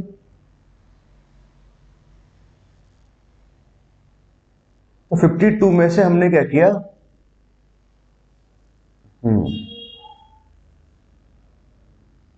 क्या बोल रहे थे अपना, हाँ n टोटल हमारे पास n ड्रॉ लगी है ना, तो n-1 कार्ड्स यहाँ पर है, तो 52 कार्ड में से हमने क्या किया, n-1 कार्ड्स को मैंने यहां से निकाला। ठीक है, तो n-1 कार्ड्स हमने निकाले विदाउट एनी कंडीशंस है ना, जिसमें 1 by 1 का केस अपने आप ही कंसिडर हो जाएगा ना। अब उसके बाद में क्या रहा, हमारे पास में 4 इक्के थे, तो 4 में से मैंने एक इक्का यहाँ ले लिया। ठीक बात है, बचे हमारे पास कितने, 48 कार्ड्स। 48 में टोटल कितने कार्ड्स मुझे निकालने, n-1 कार्ड निकाल, टोटल n ड्रॉ है। ठीक, n कार्ड्स हमें निकालने थे तो n-1 कार्ड आए, तो यहाँ अब मुझे कितने कार्ड निकालने पड़ेंगे, n-2। ठीक, ये आ गया हमारे पास, तो ये हमारे पास शुरुआत में ये वाला केस बना। ठीक है, यहां तक की बात हमें समझ में आई, या वो क्लियर हुआ स्टूडेंट्स, बस बड़ा अच्छे से ध्यान समझना, टोटल n ड्रॉ थे तो यहाँ n-1 कार्ड्स हमने निकाले, शुरू में 52 में से n-1 निकाले ना। ठीक है, नाउ अब 52 में से n-1 निकाल दिए, तो 52 में से n-1 निकाल दिए तो कितना बचा, 53 माइनस n कार्ड्स, तो 53 माइनस n में से अब मुझे क्या करना है, एक इक्का निकालना है, तो 4 में से एक इक्का यहाँ निकल गया, 3 इक्के बचे, तो 3 में से एक का सिलेक्शन कर लिया, तो यहाँ एक इक्का आ गया। ठीक है, और दैट इज क्या आ गया, अपना रिक्वायर्ड प्रोबेबिलिटी आ गया जब n equals to small n है। ठीक, और ये अपना आंसर हो गया ना। अब इसको क्या सिंप्लीफाई करते हैं, तो सिंप्लीफाई जब करेंगे, समझिए बात को, तो मैंने क्या फॉर्मूला लगाया एनसीआर का, तो n फैक्टोरियल अपॉन में कितना आ जाएगा, n-r factorial, sorry n factorial upon r factorial, तो मैं यहाँ लिखता हूँ, फिर यहाँ लिखेंगे n-r फैक्टोरियल, तो ये बन जाएगा 50 माइनस ऑफ n फैक्टोरियल। ठीक है, ये आ गया ना, इनटू में 4c1, तो 4 यहाँ पे लिखा। ठीक, यहाँ तक की बात समझ में आई। यहाँ हमने लिखा 52 फैक्टोरियल यहाँ लिखा, और इनटू में यहाँ कितना जाएगा, n-1 फैक्टोरियल जाएगा। ठीक है, अपॉन में जो आ रहा था n ऊपर चला गया, अब यहाँ कितना जाएगा, 52 माइनस 1 करेंगे, n-r फैक्टोरियल करेंगे, तो ये बन जाएगा 53 माइनस n फैक्टोरियल। ठीक है, तो ये हमारे पास ये वाला हिस्सा सॉल्व होके आया ना। इस हिस्से को देखें तो 3 अपॉन ये लिखा हुआ 53 माइनस n। ठीक है, नाउ बहुत ही केयरफुली कैलकुलेशंस करते हैं ना। अब देखो कैलकुलेशंस की बात समझते हैं, 48 यहाँ लिखा है, 52 यहाँ लिखा है, तो देखो ये 48 52 से आपस में कैंसिल हो जाएंगे, बस कैसे 52 बाहर निकाला, 51 बाहर निकाला, 50 बाहर निकाला और 49 बाहर निकाला, 48 फैक्टोरियल बना था, इससे कट गया। ठीक है, ये कट गया है ना। n-1 और n-2 फैक्टोरियल को समझते हैं, तो n-1 अगर यहाँ से बाहर निकालेंगे तो n-1 तो बाहर निकला, अंदर कितना बचेगा, n-2 फैक्टोरियल, तो भैया ये इससे कटा, सारी टर्म्स हमें लिखने की जरूरत नहीं है, 4 यहाँ बच रहा है, 4 को बचाए रखते हैं ना। अब देखो हमारे पास में यहाँ से कितना बचा, n-1 तो यहाँ से आ गया, 53 माइनस n यहाँ से आया, 53n। अब देखो एक और चीज समझो, 53 माइनस n यहाँ पर है और यहाँ 50 है ना, सॉरी इससे बाहर निकालते, 53 माइनस n बाहर निकाला तो क्या क्या बाहर निकलेगा, 53 माइनस n बाहर निकाला, एक बाहर निकला, अंदर क्या बचेगा, एक कम बचेगा, तो 52 बचा हमारे पास में। ठीक है, तो 52 minus n factorial, 52 minus n factorial बाहर निकाला, ये आया हमारे पास। फिर उसके बाद में क्या रहेगा, 51, सॉरी कहीं कुछ गलती की है क्या मैंने, हाँ, या n-1 जब कराएंगे 52 फैक्टोरियल आ गया, अपॉन में आ जाएगा यहाँ से 53 आ जाएगा, n माइनस फैक्टोरियल, ठीक है ना। तो 52 यहाँ से आया और उसके बाद में अपने क्या करेंगे, ठीक है ना, 53 यहाँ से आया, 52 बचा, फिर आएगा 51 माइनस n आएगा, ये तीनों चीज बाहर निकली। उसके बाद में फिर क्या हो जाएगा 50 minus n factorial, 50 minus n factorial से ये कट जाना है, ठीक है, सही एकदम बिल्कुल ना, कहीं कोई दिक्कत नहीं है ना। 3 upon 53 minus n, 53 minus n ये लिखा, ये इससे कैंसिल हुआ 53 माइनस n से। नाउ तो क्या क्या बचा हमारे पास में, अब समझो बात को। तो एक तो ऊपर 4 बच रहा है, एक 3 बच रहा है, इन दोनों को पहले लिखा ना। यहाँ बचा 52, यहाँ आ रहा है 51, यहाँ आया 50 और यहाँ आया 49, ये टर्म्स आई। यहाँ पे आया n माइनस 1, ठीक है। अच्छा अब टर्म्स को आंसर्स को देखते हैं, तो n माइनस समथिंग के फॉर्मेट में लिखा हुआ है ना, तो यहाँ से कितना आ गया n माइनस, और मुझे भी क्या लिखना है, तरीके से लिखना है कि a सबसे बड़ा होना चाहिए ना, a is greater than b greater than c। चलो अब उसको भी लिखते हैं, n माइनस 52 तो हमने यहाँ लिखा और n माइनस 51 हमने यहाँ लिखा, ठीक है, यहाँ तक की बात सही है ना, ये आ गया। अब एक और सिंप्लीफाई करते हैं, 4 से इसको कैंसिल करते हैं, 4 से कैंसिल हो जाएगा 13 टाइम्स, 3 से अच्छा ये कैंसिल हो जाएगा, 3 से एक बार जाएगा, 2 बचेगा, 21 बनेगा, 7 टाइम्स है ना, तो ये कुछ आ गया। मतलब फाइनली अगर मैं आंसर्स को देखूं तो भैया ये कितना लिखा हुआ है, n माइनस, पहले मैंने लिखा 52, n माइनस 51 और n minus 1, a greater than b greater than c, ये a है और ये b है और ये c है, अपॉन में कितना आ जाएगा 50, 49 और 13 और 17, ऐसे कुछ आया, ठीक है। तो दिस इज द प्रोबेबिलिटी आया जब n equals to small n है। आई होप आपको ढंग से समझ में आई बात है ना। तो 1 upon k equals to n minus a, n minus b, n minus c यहाँ पर दे रखा है। अब देखो कंपेरिजन करते हैं ना, मैं लिख लेता हूँ, a का वैल्यू 52 आ रहा है, a का वैल्यू 52 आया, b का वैल्यू 51 आ रहा है और c का वैल्यू 1 आया, a b c का वैल्यू तो ये आया। चलो 3 तो पहले हमें ये वैल्यू चाहिए, तो क्या पूछा है, वैल्यू ऑफ a इज 52, बिल्कुल करेक्ट, एकदम सही है, लगाते टाइम बिल्कुल मत चुको। Value of b plus c 52 आ रहा है, सही है ये ऑप्शन भी। Value of a plus c निकालेंगे 53 आ रहा है, नहीं नहीं ये नहीं होगा, ठीक है। 17 is a factor of k, k क्या है आपके पास में 1 अपॉन k समथिंग जो लिखा हुआ है, मतलब दैट इज k लिखा हुआ है, तो मतलब इसका 17 फैक्टर है कि नहीं, बिल्कुल है 17 फैक्टर है, तो भाई ये भी इसका आंसर होगा, कौन सा जाएगा, option D is also correct option. तो मतलब ABD आंसर आया स्टूडेंट, ठीक है स्टूडेंट्स, आई होप आपको ये प्रॉब्लम समझ में आ गया ना। तो डायरेक्ट मुझे ऐसे सॉल्व करना चाहिए था। नाउ इसका आंसर क्या दिया है, फिफ्थ का आंसर है ABD, सही है एकदम बिल्कुल करेक्ट है ना।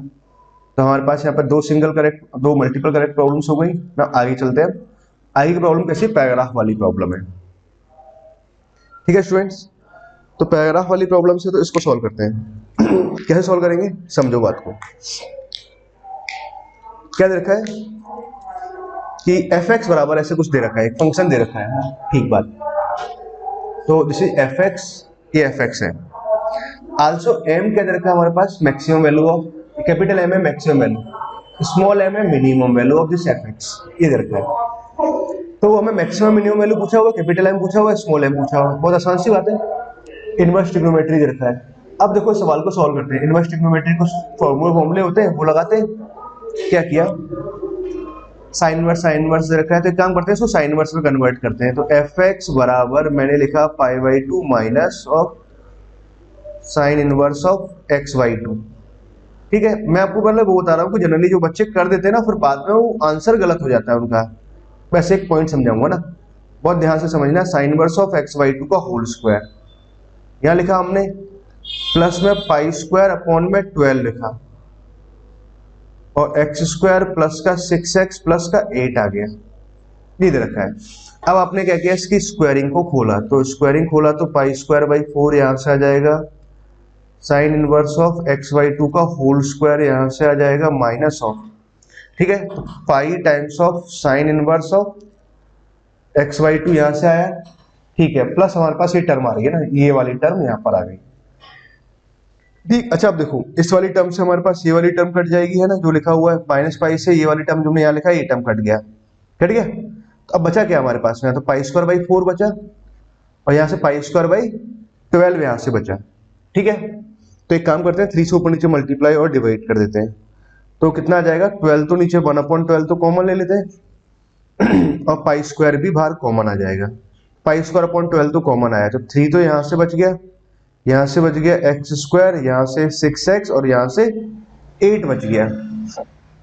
मतलब काम की बात क्या रही कि पाई स्क्वायर अपॉन 12 तो चलो कांस्टेंट है, एक्स स्क्वायर प्लस का 6x प्लस का 11 आ गया, ये fx आ गया। अब देखो बच्चे, अगर आपने क्या किया ना, एक गलती करी, क्या भाई इसका मैक्सिमम मिनिमम निकालें, पर भाई आप सोचेंगे ये तो क्वाड्रेटिक है, इसको तो ग्राफ ऐसा कुछ बनेगा, और सर जी जब ऐसा बनेगा, मान लो अपवर्ड कुछ ऐसे बना दिया मैंने, रफ डायग्राम बना दिया, तो इसका मिनिमम आएगा, मैक्सिमम तो आएगा ही नहीं। तो जैसे आप यहाँ करोगे आप समझ जाओगे कि आप कहीं ना कहीं गलती कर रहे हो। तो गलती क्या कर रहे हो बेटा, साइन इनवर्स कॉस इनवर्स है, तो इनके डोमेन लिखना जरूरी होता है सवाल में। भाई इसको कॉस इनवर्स को डिफाइन होने के लिए क्या होना चाहिए, x/2 कैसा होना चाहिए, -1 और +1 के बीच में होना चाहिए, मतलब x कैसा होना चाहिए, 2 और -2 के बीच में होना चाहिए। ऐसे जब यहाँ से लगाओगे तो -1 और +1 के बीच में होना चाहिए, तो फाइनली मतलब ये कंडीशन आ गई हमारे पास, x कैसा होना चाहिए, -2 और +2 के बीच में होना चाहिए। तो ये था अल्टीमेटली गेम चेंजिंग पॉइंट, या फिर थोड़ा सा जो ट्विस्ट कह सकते हैं वो ये था। ठीक है स्टूडेंट्स, तो हमारे पास में कितना आ गया, -2 और +2 के बीच में आएगा। अब fx ये दे रखा है, अब इसका मुझे रेंज निकालना है इन दिस इंटरवल, वो तो आसानी से निकाल सकते हैं, है ना, क्वाड्रेटिक का। मान लो एक वैसे कुछ है, मान लो इतना सा ग्राफ में रेंज निकालना है, तो देख लो ये वाला पॉइंट इसके अंदर आ रहा है कि बाहर आ रहा है, तो f' आपने निकाला, कितना आया, पाई स्क्वायर अपॉन 12 आया, यहाँ से 2x प्लस का 6 आया, और इसको आपने 0 पुट किया, तो x का वैल्यू आया -3, -3 आया, तो मतलब क्या हुआ, इसका जो पीक पॉइंट था, मतलब यहाँ मान लेते हैं ये -3 है ना, ये बाई एक्सिस हटा देता हूँ, तो ये तो कोई ग्राफ कुछ ऐसे जा रहा है, -2 और +2, मतलब क्या करो, पीक पॉइंट से बाहर निकल गया, उस -2 और +2 पे वैल्यू निकाल दो, तो एक मिनिमम देगा और एक मैक्सिमम देगा। ये बस सोचो क्या इससे मैक्सिमम मिनिमम आ रहा है, तो बस आप तो -2 और +2 पे वैल्यू निकालो। तो मैंने क्या किया, इसमें f ऑफ -2 पुट किया, और एक हमने 2 पे वैल्यू निकालते हैं। -2 जब यहाँ पुट कराएंगे तो भैया पाई स्क्वायर बाई 12, यहाँ लिखा -2 यहाँ पुट कराए थे, तो प्लस का 4 बना, माइनस का 12 बना, और प्लस का 11 बना। ठीक है, तो यहाँ से कितना बनेगा, ये तो 15 यहाँ से आ गया, -3 तो 3 आ गया है, तो 3/4, तो यहाँ से पाई स्क्वायर बाई 4 आया। ठीक है, एक वैल्यू तो ये आया। दूसरा अगर हम निकालना है पाई स्क्वायर अपॉन 12 लिखा हुआ है, तो यहाँ से +2 पुट कर रहे हैं ना, +2 यहाँ पुट कर रहे हैं, +2 पुट कराएंगे तो 4 बनेगा, +2 पुट कराएंगे तो 12 बनेगा, यहाँ 11 बना हमारे पास में, तो ये कितना बना, 15 27 बना। तो मतलब ये तो पाई स्क्वायर अपॉन में 12 यहाँ से बना, इनटू में कितना बना 27, 3 से कट कर देते, 3 से यहाँ जाएगा 4 टाइम्स, 3 से ये 9 टाइम्स, तो भैया ये बना 9 पाई स्क्वायर बाई 4। इनमें ये इन दोनों वैल्यूज में ये बड़ा वैल्यू आया, तो मैक्सिमम वैल्यू हुआ, और ये मिनिमम वैल्यू हुआ। तो मैक्सिमम वैल्यू कितना आ जाएगा, 9 pi square by 4, maximum value 9 pi square by 4 आ रहा है, तो ये इसका आंसर हुआ। मिनिमम वैल्यू कितना आ रहा है, पाई स्क्वायर बाई 4 आया शायद, ना, पाई स्क्वायर बाई 4 आया मिनिमम वैल्यू, तो ये इसका आंसर हुआ। क्या ऑप्शन दे रखा है, बी और सी का, बी ऑप्शन आ रहा है ना, बी है ना, सही है। 6 एंड 7 क्लियर स्टूडेंट। ओके, बात करते हैं, पहले क्वेश्चन पहुंच लेते हैं। ठीक है, अच्छा आपको ये पैराग्राफ करने के बाद में आपको पैराग्राफ समझ में आ गया, बहुत छोटा सा पैराग्राफ था, 2 से 3 मिनट में सॉल्व होने वाला, फटाफट प्रॉब्लम था, दोनों ही सॉल्व हो जाती बस। सब अगर आप ये गलती करके भी चलते ना, आप इंटरवल नहीं भी लिखते, तो बाद में आपको समझ में आ जाता है कि हाँ इंटरवल लिखना चाहिए। अच्छा आपको मैं क्या बात बता रहा हूँ, इस बात को ध्यान रखो, कभी भी अगर इनवर्स की प्रॉब्लम्स आती है तो प्रॉब्लम में एक बार इंटरवल के बारे में जरूर ध्यान रखा करो, कहीं ऐसा नहीं बाद में कहीं प्रॉब्लम के दौरान कहीं इंटरवल की हमें जरूरत पड़ जाए, डोमेन की जरूरत पड़ जाए। ठीक है, डोमेन का ध्यान रखना बहुत जरूरी है, खासतौर से इनवर्स की प्रॉब्लम्स में। ओके स्टूडेंट्स, नाउ तो अगले प्रॉब्लम की तरफ चलते हैं। 8th 9th और 10 है ना, ये 3 प्रॉब्लम्स। ठीक है, चलो ठीक है, स्टार्ट करते हैं, यहाँ से 8 से स्टार्ट करते हैं। क्या दे रखा है हमारे पास में, एक हाइपरबोला दे रखा है। हाँ पढ़ते हैं problem. Let x² plus y square plus 4xy plus 8x plus 8y plus 8 बराबर 0, एक हाइपरबोला ये दे रखा है। x² y स्क्वायर 4x है ना, ऐसे एक लाइन दे रखा है, x प्लस वाई बराबर x प्लस वाई प्लस 1 बराबर 0। Intersect the hyperbola at 2 distinct point, तो डिस्टिंक्ट पॉइंट पे कट कर रहा है। If the radius of the circle which touches the hyperbola at the point h and meet the line l h r, मतलब radius of this circle कितना देर का, r देर का, find the value of r square आपसे पूछा हुआ है। तो पहले काम करते हैं, रफ डायग्राम बनाते हैं। Rough diagram, x axis y axis की जरूरत नहीं है, हाइपरबोला की दो ब्रांच होती है, दोनों ब्रांचों की जरूरत नहीं है, मैं एक ही ब्रांच बनाता हूँ। ठीक है, ऐसे कुछ बनाया हमने, यहाँ ऐसे कट कर रहा है, यहाँ पॉइंट ए पे कट कर रहा है मान लेते हैं, और ये पॉइंट बी पे कट कर रहा है, ये मान लेते हैं। Intersect at two distinct point हो गया। आई का दर का radius of circle which touches the hyperbola at the point where h meet the line h, मतलब हमारे पास में क्या है, एक सर्कल, देखो बहुत ध्यान समझो, ये सर्कल जो यहाँ टच करते हुए जा रहा है, और यहां पर भी ये टच ही कर रहा है, ये सर्कल, इस सर्कल का जो रेडियस है वो आर मुझे फाइंड आउट करना है। ठीक है, बात आपको समझ में आई। अब सोचो कि निकालेंगे कैसे, ये मेन पॉइंट है, मुद्दे वाली बात ये है कि अब ए को फाइंड आउट कैसे किया जा सकता है। तो समझो पॉइंट को। तो हमारे पास में क्या लिखा हुआ है, ठीक है, अब एक पॉइंट तो समझ में आता है कि देखो यहाँ पर अगर ये टच कर रहा है, ये टच कर रहा है, तो मतलब ये टच कर रहा है, तो यहाँ पर अगर मैं टेंजेंट ऐसे ड्रॉ कराऊं, ये टेंजेंट हाइपरबोला पे गया, और इस पे अगर मैं नॉर्मल, तो ये जो लाइन है एक्स प्लस वाई अपने आप में नॉर्मल बनेगी, और नॉर्मल बनेगी तो उस केस में सर्कल के सेंटर से भी पास करेगी। एक बात तो हम ये बोल सकते हैं ना, ठीक है, ऐसा कुछ, मतलब ये लाइन नहीं, मतलब दूसरी लाइन, ऐसे सर्कल तो कुछ और आ सकता है, उसको सेंटर यहाँ कहीं हो सकता है ना, ऐसे सर्कल, मतलब ये लाइन ऐसे अगर मैं यहाँ पे टेंजेंट ड्रॉ कराऊं तो वही ऐसे, ठीक है ना, समझ में आई बात आपको। अब देखो पॉइंट समझते हैं, सवाल को सॉल्व कैसे करेंगे, क्या क्या लॉजिक होना चाहिए। पहला बात तो हमारे पास एक ये हाइपरबोला मान लिया, ये मान लिया, ठीक है। अब देखो दो पॉइंट हमारे पास, पॉइंट ए पता है और एक पॉइंट बी पता है, पता है हमें, ठीक है। तो अब मुझे क्या करना चाहिए कि मैं एक काम कर सकता हूं, आपको ये पॉइंट पता होगा, पहले आप बात समझो कि दो पॉइंट से पास करते हुए ऐसे इनफाइनाइट सर्कल आ सकते हैं, एक सर्कल ये आ गया, एक सर्कल ये आ गया, ऐसे दो पॉइंट से पास करते हुए इनफाइनाइट सर्कल बन सकते हैं, ठीक है। तो मैंने क्या किया, इसके कोऑर्डिनेट लिखे x1 y1 और x2 y2, और फिर आपको वो सर्कल निकालना है जो इसको टच करे इंटरनली, तो एक सर्कल ये आ गया, ठीक है, एक सर्कल ऐसे आ जाएगा, हमें वो सर्कल निकालना है जो इसको इंटरनली टच करे, ठीक है। तो मैंने क्या कंसेप्ट मेरे को पता है, टेंजेंट नॉर्मल वाला कंसेप्ट, हम ये लगा देंगे। तो मैंने क्या किया, पहले इक्वेशन ऑफ सर्कल लिखते हैं हम, यहाँ पर ए बी कैसा हो, एज ए डायमीटर हो। अब देखो इक्वेशन ऑफ सर्कल जब लिखेंगे, सॉरी, मतलब ये पॉइंट ए पे कट कर रहा है, पॉइंट बी पे कट कर रहा है, मतलब उसका कोऑर्डिनेट x1 y1 है और x2 y2, मतलब इन दोनों पॉइंट से पास करता हुआ मैं सर्कल लिखता हूँ, ठीक, जो मैं कहना चाह रहा हूँ। अब दोनों पॉइंट से पास करता हुआ, दो पॉइंट से पास करता हुआ अगर आपको सर्कल जब भी लिखना होता है, तो बच्चों आपको याद रहना चाहिए कि दो पॉइंट, मान लो कि ये पॉइंट ए है और ये पॉइंट बी है, दो पॉइंट से पास करता हुआ इक्वेशन ऑफ सर्कल आपको लिखना है, तो आप क्या कराओगे, ए बी को डायमीटर मानते हुए, भाई equation of family of circle जब आपको लिखते हैं, तो फैमिली ऑफ सर्कल लिखने के लिए हमें क्या चाहिए, एक सर्कल चाहिए एंड एक लाइन चाहिए, ठीक है। तो अब क्या है हमारे पास में, ए बी को डायमीटर मानते हुए मैंने एक सर्कल ले लिया, तो मान लो इसके कोऑर्डिनेट इतने आए, तो ये तो आ जाएगा x minus x1 x1 y1, इसे कोऑर्डिनेट मान लेते हैं, और इसके कोऑर्डिनेट x2 y2 मान लेते हैं।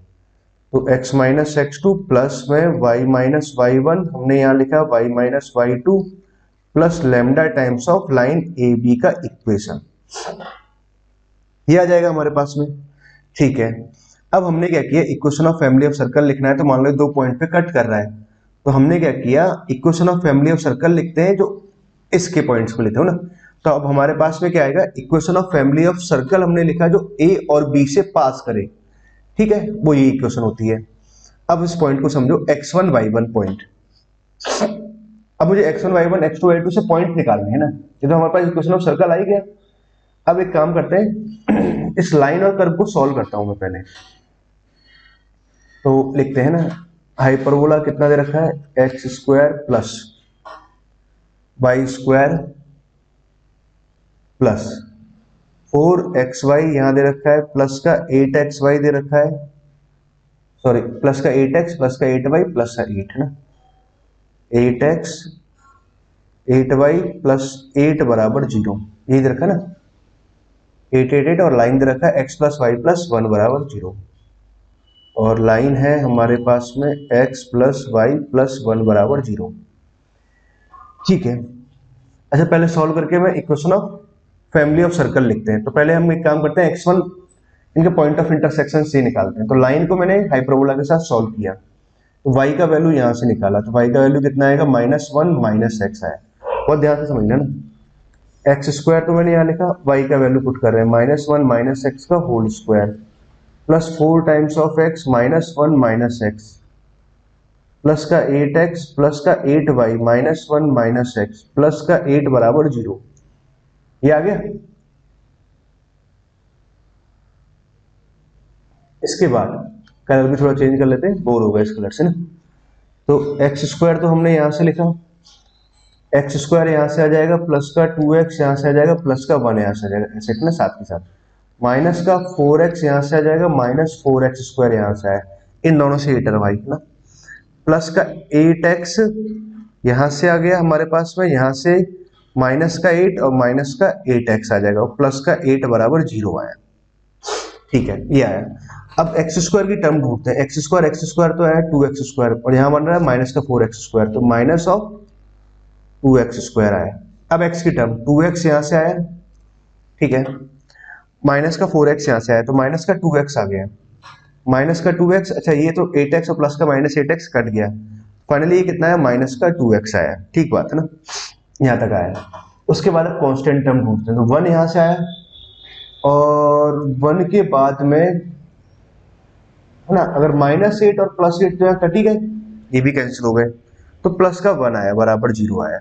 मतलब ये तो कुछ ऐसा आ गया, 2x स्क्वायर प्लस का 2x माइनस का 1 बराबर 0 आया। ठीक है, ये आ गया। यहाँ तक की बात हमें मालूम चली। तो इसके दो रूट आएंगे, एक x1 आएगा और एक x2 आएगा। x1 x2 अपने आप में होंगे क्या, वो यही रूट होंगे। ठीक है, यहाँ तक की बात तो हमें मालूम चली। अब मुझे इक्वेशन ऑफ ये लिखना था ना, फैमिली ऑफ सर्कल लिखना है हमें। तो हमारे पास ये वाला पॉइंट आ गया, x1 x2 ना, y1 y2 की वैल्यू और निकाल लेते हैं यहाँ से। तो y1, अच्छा एक चीज के रूट आ जाएंगे क्या सॉल्व करने पर, तो कितना आ जाएगा, मल्टीप्लाई करने पर -2 आ रहा, सब्ट्रैक्ट करने पर -2 आना चाहिए, नहीं आएगा ना, मतलब इंटीजर टाइप या फ्रैक्शनल टाइप के रूट नहीं आएंगे, इररेशनल फॉर्मेट में ही आएंगे। तो y1 का वैल्यू अगर मैं यहाँ से लिखूंगा तो -1 माइनस x1 लिखा, लाइन से लिख रहे हैं ना, और y2 का वैल्यू -1 माइनस x2 लिखा। कैसे भाई, x1 y1 तो लाइन पर भी है। ठीक है, यहाँ तक की बात तो ठीक ठाक रही। अब हम लिखते हैं equation of family of circle. तो यहाँ से अब लिखोगे तो इसको जब मल्टीप्लाई कराओगे तो ये तो क्या है, क्वाड्रेटिक बनेगी और ये वाली क्वाड्रेटिक बनेगी।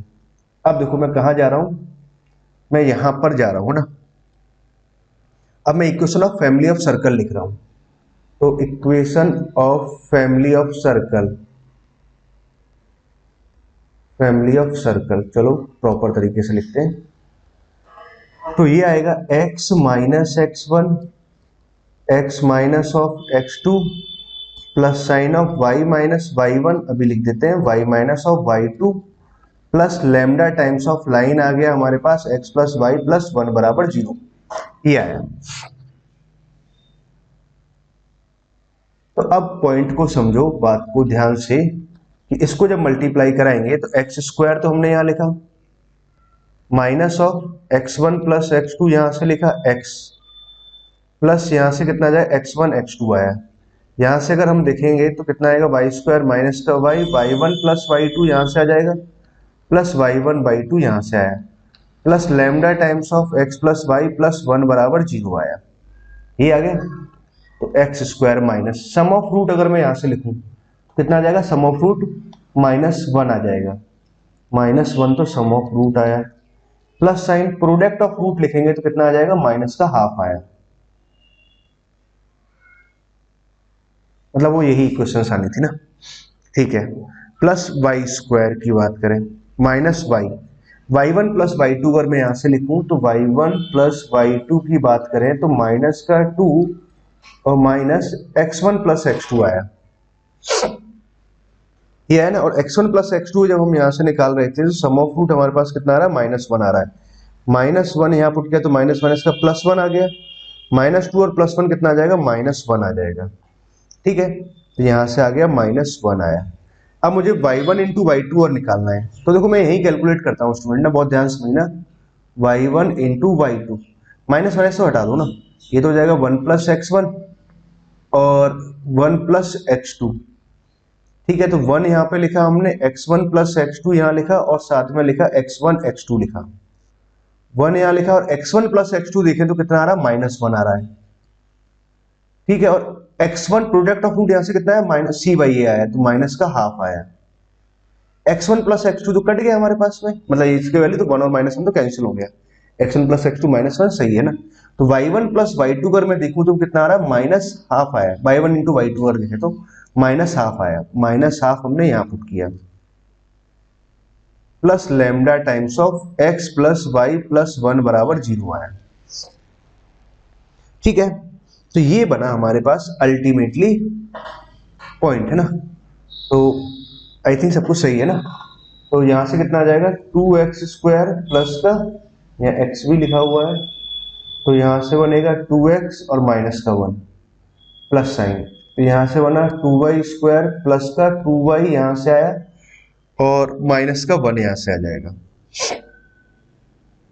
ठीक है, प्लस साइन ऑफ, अब ये बना 2 lambda x plus Y plus 1 बराबर 0। ठीक है, ये आ गया।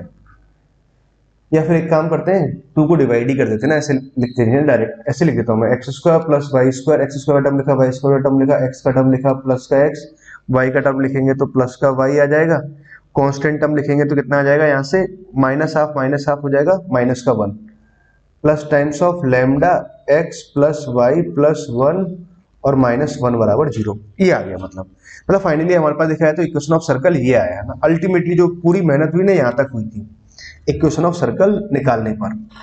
अच्छा, अब इस इक्वेशन ऑफ सर्कल में एक ही अननोन है लैम्डा। अब आपको लैम्डा फाइंड आउट करना है, तो लैम्डा को फाइंड आउट करने के लिए अब हमारे पास एक जानकारी होनी चाहिए थी, और जो जानकारी दे रखी है उसने, तो समझो बात को बच्चा, है ना, ध्यान से।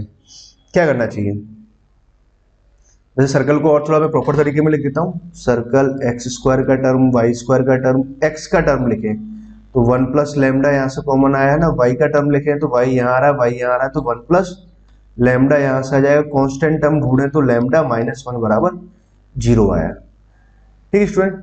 अच्छा स्टूडेंट, इसका एक मैं आपको हिंट देता हूँ ना, बस आप समझ जाना प्रॉब्लम कैसे सॉल्व करेंगे। अब एक ही अननोन है लैम्डा, अब मुझे वो फाइंड आउट करना है। तो देखो, अब बात को मैं यहाँ जो समझाना चाह रहा था, इस बात को फिर से समझो, मैं यहाँ समझाता हूँ आपको। क्या है कि जैसे मान लो हाइपरबोला का एक ब्रांच ही है, ये ऐसे कट कर रहा है, तो ऐसे बहुत सारे सर्कल जाएंगे, एक सर्कल ये जाएगा, ऐसे एक सर्कल गया।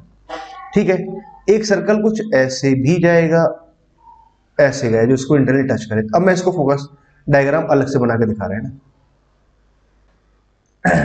मान लो कि ये सर्कल है, ये लाइन है, अब आपको वो सर्कल चाहिए जो उसको टच करे। तो मान लो कि मैंने ऐसे दिखाया था कि आपको फील आए कि ये कुछ ऐसे गया और सर्कल कुछ ऐसे गया।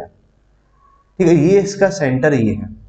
अगर मान लो ये टच कर रहा है तो इसका मतलब ये हुआ कि यहाँ पर इसको लाइन को ज्वाइन कराएंगे तो 90 डिग्री बनेगा ही, और यहाँ एक टेंजेंट ऐसे आएगी।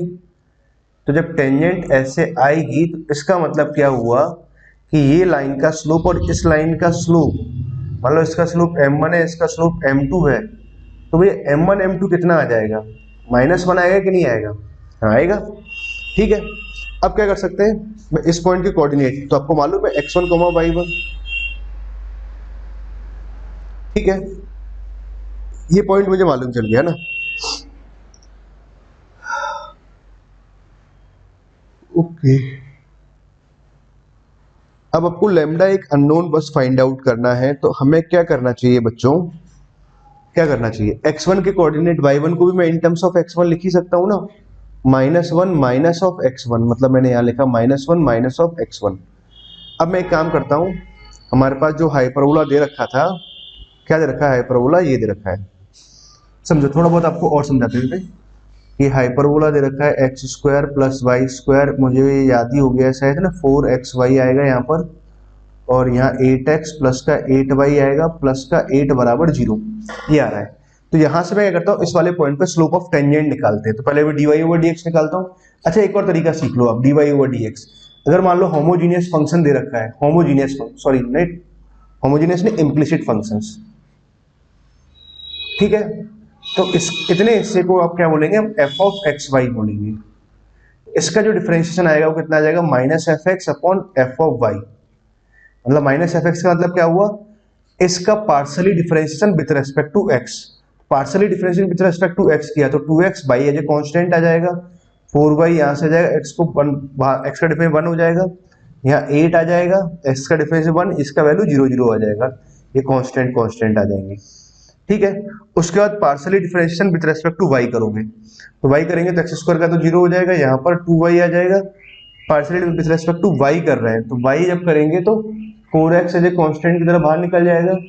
विद रिस्पेक्ट टू y कर रहे हैं तो x का 0 आ जाएगा और यहाँ पर 8 आ जाएगा और ये कुछ इस तरह से आ जाएगा। समझ गए स्टूडेंट्स?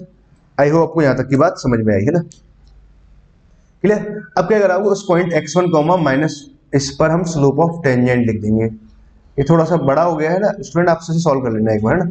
इसे स्लोप निकालेंगे और यहाँ पर स्लोप निकालेंगे, स्लोप ऑफ यहाँ से निकालेंगे और दोनों का m1 m2 -1 लगाएंगे तो वहां से लैम्डा फाइंड आउट हो जाएगा और लैम्डा जैसे निकल जाएगा तो हमारे पास लैम्डा की वैल्यू को हम यहाँ पुट करेंगे तो सर्कल आ जाएगा। सर्कल आने से सेंटर रेडियस वगैरह हम सब फाइंड आउट कर सकते हैं। ठीक है स्टूडेंट, आई होप आपको मेरी बात समझ में आ गई, आगे सॉल्व हो जाएगा ना, कहीं कोई दिक्कत नहीं जाएगी, डोंट वरी ना। ओके ना, अगली प्रॉब्लम की तरफ चलते हैं, 9th प्रॉब्लम और इसको सॉल्व करते हैं। अच्छा 9th प्रॉब्लम में देखो क्या है, इसको लेने के पीछे पर्पस क्या था, प्रॉब्लम आसान है और साथ में हमने कि जैसे डिफरेंशियल इक्वेशन जब भी आती है ना, बच्चे हमेशा कंफ्यूज कर जाते हैं कि कौन सा वाला मेथड लगा दूं, क्या कर दूं, है ना। अगर मान लो स्टैंडर्ड फॉर्मेट में नहीं लिखा हुआ दिखाई देता तो यहाँ लिखा हुआ x dy, यहाँ लिखा हुआ 4ln x dx और यहाँ लिखा हुआ 2 into Y plus 1 into d x, ये लिखा हुआ है। तो कभी भी अगर आपको पास प्रॉब्लम्स आती है ना तो प्रॉपर सिस्टमेटिक वे में चलो। ठीक है, कहीं ये वेरिएबल सेपरेबल फॉर्म तो नहीं है, वेरिएबल सेपरेबल फॉर्म, ठीक है, वेरिएबल सेपरेट हो जाए, मतलब x की टर्म एक साइड आ जाए, y की टर्म एक साइड आ जाए। कहीं ये होमोजीनियस डिफरेंशियल इक्वेशन तो नहीं है, उसके बारे में सोचो, अगर वो नहीं आता तो ठीक है। फिर आप LDE के बारे में सोचो, कहीं लीनियर डिफरेंशियल इक्वेशन तो नहीं है, फिर उसके बारे में सोचिए। अगर लीनियर नहीं है फिर जाओ आप एग्जैक्ट के बारे में कि एग्जैक्ट तो नहीं है। एग्जैक्ट मतलब समझते हो, जैसे मान लो x dy y dx लिखा हुआ है, उसको मैं क्या लिख सकता हूँ, d of xy लिख सकते हैं, कहीं इस तरह का फॉर्म तो नहीं बन रहा। ठीक, इस तरह सोचते हैं। तो अब देखो मैंने कहा कि वेरिएबल सेपरेबल तो समझ में नहीं आ रहा है कि वेरिएबल सेपरेबल तो नहीं है डायरेक्ट, है ना। तो एक काम करते हैं, dy अपॉन dx निकाल के देखता हूँ। तो dy अपॉन dx लिखा मैंने, ऐसे ही करके देखा एक बार, बन रहा है कि नहीं बन रहा है, LD है ना। तो dx यहाँ पर आया, 2 हमने यहाँ लिखा, y प्लस 1, dx यहाँ से कैंसिल हो गया।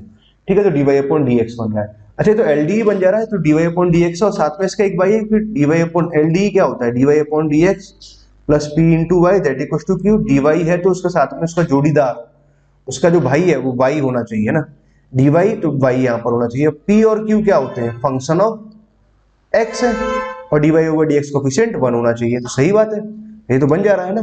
कैसे बनेगा,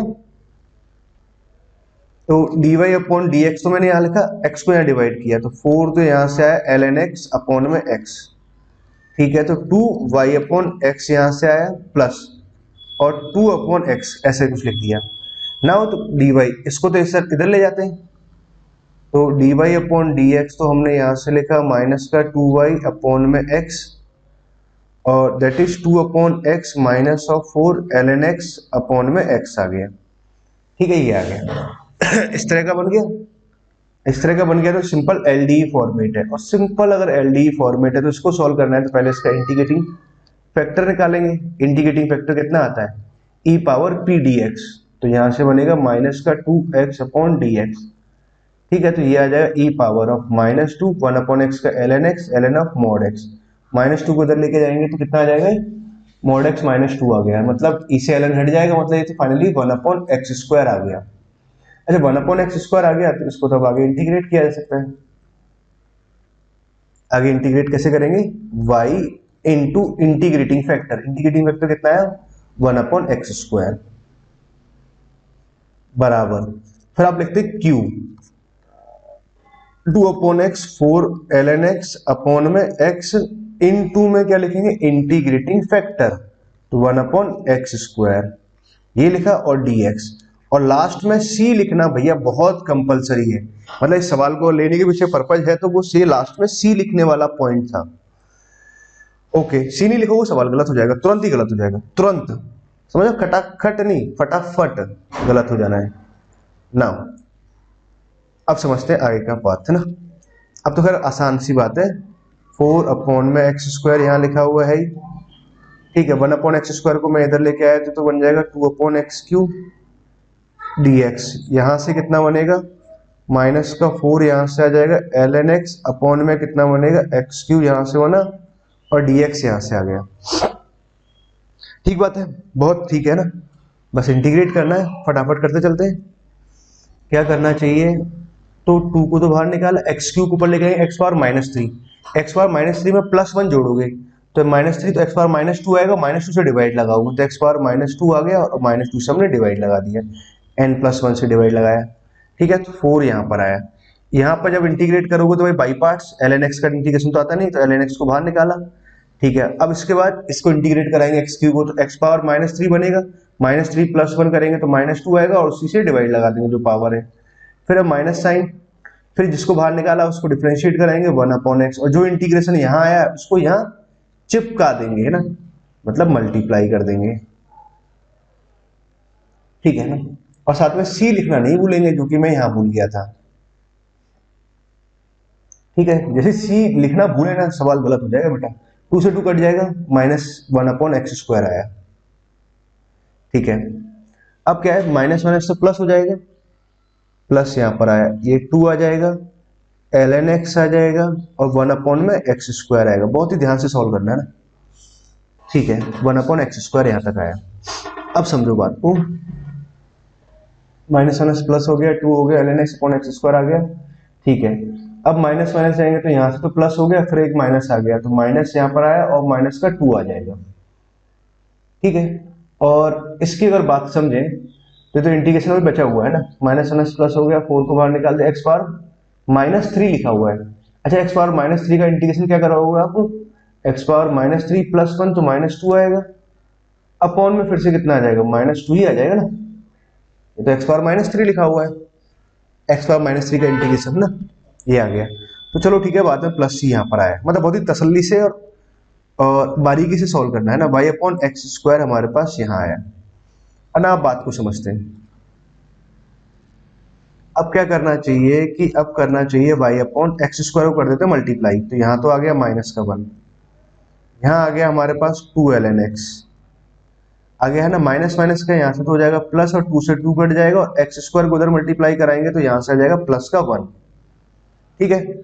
और यहाँ से आ जाएगा सी एक्स स्क्वायर आ गया, मतलब बहुत बढ़िया सा आ गया, इससे ये भी कट गया, तो y बराबर एक्चुअली में आया कितना, C X square 2 times of ln x आया, ये आया। और उसने कुछ बोला है आगे, ये कर्व जो है 1,3 से पास कर रहा है, मतलब x का वैल्यू 1 रखें तो y का वैल्यू 3 आना चाहिए, यही ना। तो 3 तो यहाँ रखा, y का वैल्यू 3, x का वैल्यू 1 रखा, और x का वैल्यू जब 1 रखेंगे तो 2 टाइम्स ऑफ ln1, इसकी वैल्यू 0 हो जाएगी, मतलब c बराबर कितना आ जाएगा, 3 आ गया। तो c बराबर अगर 3 आया तो y बराबर एक्चुअली में कितना आ गया, y बराबर या फिर fx बराबर, ओके, तो 3x स्क्वायर प्लस का ln x आया, ये आया ना, ठीक है। ये मेन मुद्दे वाली बात थी। अब समझना क्या था सवाल में, आगे भी दे रखा है f(√2) का ग्रेटेस्ट इंटीजर पूछा हुआ हमसे, पूरा सॉल्व करते हैं ना। f(√2), तो यहाँ पे हम निकालेंगे 2 तो यहाँ 6 आ जाएगा, प्लस में ln(√2). अब आपको ये पॉइंट समझना है कि भाई ln(√2) का वैल्यू क्या आएगा, ठीक है ना। अब देखो बात को समझो, पहले तो देखो इसका वैल्यू कैसा आना है, नेगेटिव आना है, एक बात तो ये क्लियर हो गई, इसकी वैल्यू कैसे आएगी, नेगेटिव आएगी, क्योंकि बेस 1 से बड़ा है और एक 1 से छोटा है। यहाँ पॉइंट को समझें, ln x का ये ग्राफ होता है, ln x का, सॉरी वैल्यू पॉजिटिव आएगी इसकी ना, 1,0 यहाँ कहीं आया, √2 यहाँ कहीं आ रहा है, आ रहा है ना। तो पॉइंट को समझे, यहां से मैं अभी बताता हूं ना, ये √2 यहाँ कहीं है, ओके। √2 की वैल्यू की अगर बात की जाए तो अब देखो पॉइंट समझो, अगर मान लो यहां पर अगर मान लो e अगर पहुंचे होते अपने, e पहुंचने पर इसकी वैल्यू ln e बेस ही तो कितना आ जाएगा, 1 वैल्यू आती, 1 पे वैल्यू 0 आ रही है, तो √2 क्या है, 1 पॉइंट समथिंग, मतलब इन दोनों के बीच में, मतलब इसकी वैल्यू कैसे है, 1 से छोटी आई। ठीक है, तो ये 6 पॉइंट समथिंग लिखा हुआ है।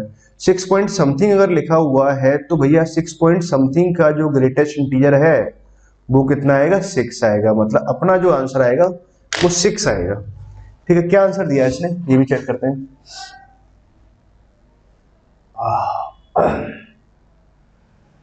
6 आंसर ना, बहुत ही बढ़िया ना। तो स्टूडेंट बहुत सही है ना। नाउ आई होप अपने सभी प्रॉब्लम्स को अच्छे से सॉल्व किया। अच्छा, जिन जिन प्रॉब्लम्स का वीडियो सॉल्यूशन आपको देखने की जरूरत होती है ना, आप वही देखा करो ना। पूरा आपको लग रहा है कि मुझे सारी प्रॉब्लम्स कुछ देखनी है तो सारा भी चेक कर सकते हो, क्योंकि हर प्रॉब्लम में कुछ ना कुछ आप मेरे थ्रू सीखने वाले हो ना। नाउ अब करते हैं हम 10वीं प्रॉब्लम की बात, 10th प्रॉब्लम। फटाफट ये भी सॉल्व कर लेते हैं, जल्दी सॉल्व करते हैं ना। लेट हमारे पास एक मैट्रिक्स दे रखा है 2 क्रॉस 2 का ना, P एक मैट्रिक्स है और P इंटू समथिंग इतना दे रखा है, P स्क्वायर इंटू समथिंग ये दे रखा है ना। x1 x2 are the two value of x दे रखा है, for which P into x minus I का डिटर्मिनेंट, ये डिटर्मिनेंट है ना, 0 है। वेयर I आइडेंटिटी मैट्रिक्स है ऑफ ऑर्डर 2 है ना, then the value of x1 square plus x2 square निकालना, मतलब x1 x2 निकल आया तो हम ये निकाल सकते हैं। तो अब x1 x2 को निकालने के लिए पहले मुझे P निकालना पड़ेगा। मैट्रिक्स P क्या है, तभी तो P माइनस ऑफ xi निकाल पाऊंगा। ठीक है, तो पहले P निकालते हैं। P निकालने के लिए हमारे पास ये जानकारी दे रखी है, तो काम क्या करना है, मान लेते हैं कि भाई P क्या है। P पता नहीं, 2 क्रॉस 2 का है, तो मान लेते हैं कि ABCD। हमें जब 2 क्रॉस 2 की मैट्रिक्स आए ना तो उसे आप फटाफट सॉल्व कर सकते हो। ये आ गया। अब मैंने क्या किया, मुझे कंडीशन दे रखा है P इंटू आई, तो P इंटू आई नहीं सॉरी 1 और -1 बराबर कितना दे रखा है, -1 और 2 दे रखा है। ठीक है, तो पैरेलली सॉल्व करते हैं। P मैट्रिक्स हमारे पास में कितना है, A B C और D ऐसे दे रखा है। 1 यहाँ है, -1 है, 4 अननोन है। 4 अननोन को निकालने के लिए 4 जानकारियां होना जरूरी है। पहला तो हमने √2 कॉलम मल्टीप्लाई किया, तो यहाँ से तो आया A माइनस का B। ठीक है, ऐसे कुछ बनेगा, चलो लिख देते हैं। और यहाँ से बनेगा C माइनस ऑफ D, बराबर में कितना लिखा हुआ, -1 और 2 लिखा हुआ है। ठीक है, तो यहाँ से मेरे पास क्या निकल के आया कि A माइनस B का वैल्यू तो -1 आया और C माइनस D का वैल्यू 2 निकल के आ गया, ये आया। ठीक है, ओके। A और B में हमारे पास ऐसे 2 कंडीशंस आ गई ABCD में ना। आगे हमारे पास क्या दे रखा है, P स्क्वायर। अब देखो बच्चे यहाँ गड़बड़ करते हैं, बच्चे क्या गड़बड़ करेंगे कि यहाँ P स्क्वायर निकालने लग जाएंगे, और P स्क्वायर निकालोगे तो आपका हो जाएगा मामला खराब, मतलब प्रॉब्लम सॉल्व नहीं कर पाओगे, फिर आप दिक्कत में चली जाएगी, मतलब कैलकुलेशन वाइज बड़ा खराब हो जाएगा प्रॉब्लम। तो अब आप लगाओ अपना ये, इसे क्या कहते हैं, माइंड। तो 1 और -1 बराबर 1 0। ठीक है, अब उस आपको दे रखा है P ऑफ दिस, इसका वैल्यू कितना आ रहा है, P इंटू दिस, तो भैया ये आ रहा है P -1 और 2 आ रहा है। ठीक है, ये हमने पुट कर दिया, और 1 और 0 हमारे पास यहाँ कहीं चल रहा है ना। अब P का वैल्यू रखते हैं अपना ABCD, और -1 यहाँ लिखा और 2 हमने यहाँ लिखा, दैट इज 1 0 लिखा। तो कितना आ जाएगा, माइनस का A यहाँ से आया, प्लस का 2 भी यहाँ से आया, दैट इक्वल टू 1 आया। माइनस का C यहाँ से आया, प्लस का 2D यहाँ से आया, और ये कितना बनेगा, माइनस का C और प्लस का 2D बराबर कितना आ जाएगा, 0 आ जाएगा। डायरेक्ट लिख देते ना, माइनस से प्लस का 2 भी लिखा, माइनस का C प्लस का 2D ना। ठीक है, हमारे पास ये आ गया। अच्छा, अब देखो बात को बड़ा अगर ध्यान से समझे तो ये A और B में एक कंडीशन है, ये भी A और B में एक कंडीशन है। इन दोनों को तो सॉल्व किया जा सकता है, सॉल्व करके मैं क्या कर सकता हूँ, A और B का वैल्यू फाइंड आउट कर सकते हैं। तो सॉल्व करते टाइम मैंने क्या किया, दोनों को जोड़ दिया, तो A और माइनस से तो 0 हो गया, माइनस B और प्लस का 2B तो प्लस का B बना, और -1 और +0 तो यहाँ B का वैल्यू 0 आया। ठीक है, B का वैल्यू अगर 0 आया तो उसके बाद में A का वैल्यू कितना आ जाएगा, -1 आ जाएगा, ये आएगा। नाउ अब इन दोनों को सिंप्लीफाई करते हैं, C और D। C और D को जोड़ दिया, माइनस का D और प्लस का 2D, तो भाई प्लस का D बना, 2 + 0 कितना आ जाएगा, 2 आ जाएगा। तो D का वैल्यू 2 आया, तो D की वैल्यू को अगर 2 यहाँ डाल दूं तो C का वैल्यू कितना आ जाएगा, 4 आ जाएगा। ऐसा कुछ आया निकल के। आई थिंक अगर मैंने सब कुछ सही किया ना तो अपना यहाँ तक बात सही है। मतलब अगर मैं बात करूँ कि मैट्रिक्स P की अगर मैं बात करूँ तो मैट्रिक्स P हमारे पास में कितना आया, ABCD। तो A का वैल्यू तो आया -1, B का वैल्यू आया 0, C का वैल्यू आया 4 और डी का वैल्यू कितना आया, 2 आया, ये आया। ठीक है, अब सवाल में क्या दे रखा है, p माइनस ऑफ एक्स आई का डिटर्मिनेंट। तो ये p है तो मैं एक्स आई लिखता हूं पहले, ये तो होगा 1 0 0 1, ये तो आई मैट्रिक्स हो गया, x से मल्टीप्लाई कराएंगे तो x और x आ जाएगा। ठीक है, p माइनस ऑफ एक्स आई। अच्छा देखो अब ये क्या फटाफट लिख सकते हो, p माइनस ऑफ एक्स आई। ठीक है, अगली बार से आप क्या करना चाहिए, p माइनस ऑफ एक्स आई लिखना है तो अब डायगोनल के एलिमेंट को सेपरेट कर दूंगा, x यहां पर आया, यहाँ 0 आ जाएगा, 4 यहां पर आ जाएगा, 4 माइनस 0 और 2 माइनस ऑफ x, ये आ गया। ठीक है, स्मॉल x लिख लेते हैं, कैपिटल x लिखने में दिक्कत जाती है अपने को। ओके, यहां तक आया। अब इसका डिटर्मिनेंट का वैल्यू 0 आ रहा है, तो p माइनस ऑफ एक्स आई, तो इसका डिटर्मिनेंट कितना आया, -1 माइनस एक्स, 4 यहाँ आया, 0 यहाँ आया, 2 माइनस ऑफ एक्स यहाँ से आया। डिटर्मिनेंट अगर 0 आ रहा है तो भैया इसका वैल्यू कितना आ जाएगा, माइनस ऑफ एक्स प्लस 1, तो हमने यहाँ लिखा 2 माइनस ऑफ एक्स माइनस 0 आ रहा है। क्या ऐसा आ रहा है क्या बेटा, शायद ऐसे ही आ रहा है ना। ठीक है, तो मतलब अगर ये सॉरी -0 बराबर 0, आई थिंक कैलकुलेशन मिस्टेक नहीं होनी चाहिए कहीं ना, अगर हो गई हो तो फिर आप चेक करेंगे एक बार। तो x माइनस 2 और x प्लस 1 बराबर 0 आया, तो x का वैल्यू तो 2 आ जाएगा और यहाँ से x का वैल्यू -1 आया, ये दो वैल्यू जा रही है ना, -1 और 1, x1 square plus x2 square पूछा हुआ है, तो एक का 2 का स्क्वायर कराएंगे तो अपना 4 आ जाएगा और एक -1 का स्क्वायर कराएंगे तो 1, मतलब 5 आंसर आना चाहिए। अगर सबको सही लिखा है तो इसका आंसर 5 आएगा ना। तो क्या है, चेक करते हैं, cross check cross check cross check, वाह मतलब सही किया है हमने ना। ठीक है स्टूडेंट, तो कहीं भी कोई मिस्टेक नहीं दी है इस प्रॉब्लम में, तो सही है। आई होप आपको, देखो ये सारी जो प्रॉब्लम्स हैं, मैं एक बार फिर से लास्ट प्रॉब्लम में पहुंचते हैं। ठीक है, देखो लास्ट वाला प्रॉब्लम ये भी बहुत ही शानदार प्रॉब्लम था। छोटी सी गलती अगर आप कर देते ना, पी स्क्वायर निकाल देते अगर यहाँ से, सवाल में भटक जाते आप, और भटक जाते तो फिर सवाल को सॉल्व करने में दिक्कत चली जाती। ठीक है स्टूडेंट्स, आई होप आपको ये सारी प्रॉब्लम अच्छे से क्लियर हुई है। तो अपनी प्रिपरेशंस को बढ़िया से करो और इन सभी प्रॉब्लम्स को आप अच्छे से अटेम्प्ट करिए। मैं गारंटी देता हूं कि आपकी जो प्रिपरेशंस है ना, उसमें आपको बूस्ट मिलेगा ही मिलेगा, कंफर्म है ये। ठीक है, बशर्ते प्रॉब्लम्स को आप अपने एंड पे कर रहे हो और जब जरूरत पड़ रही है तब आप सॉल्यूशंस को देख रहे हो। ठीक है स्टूडेंट्स, ओके, थैंक यू।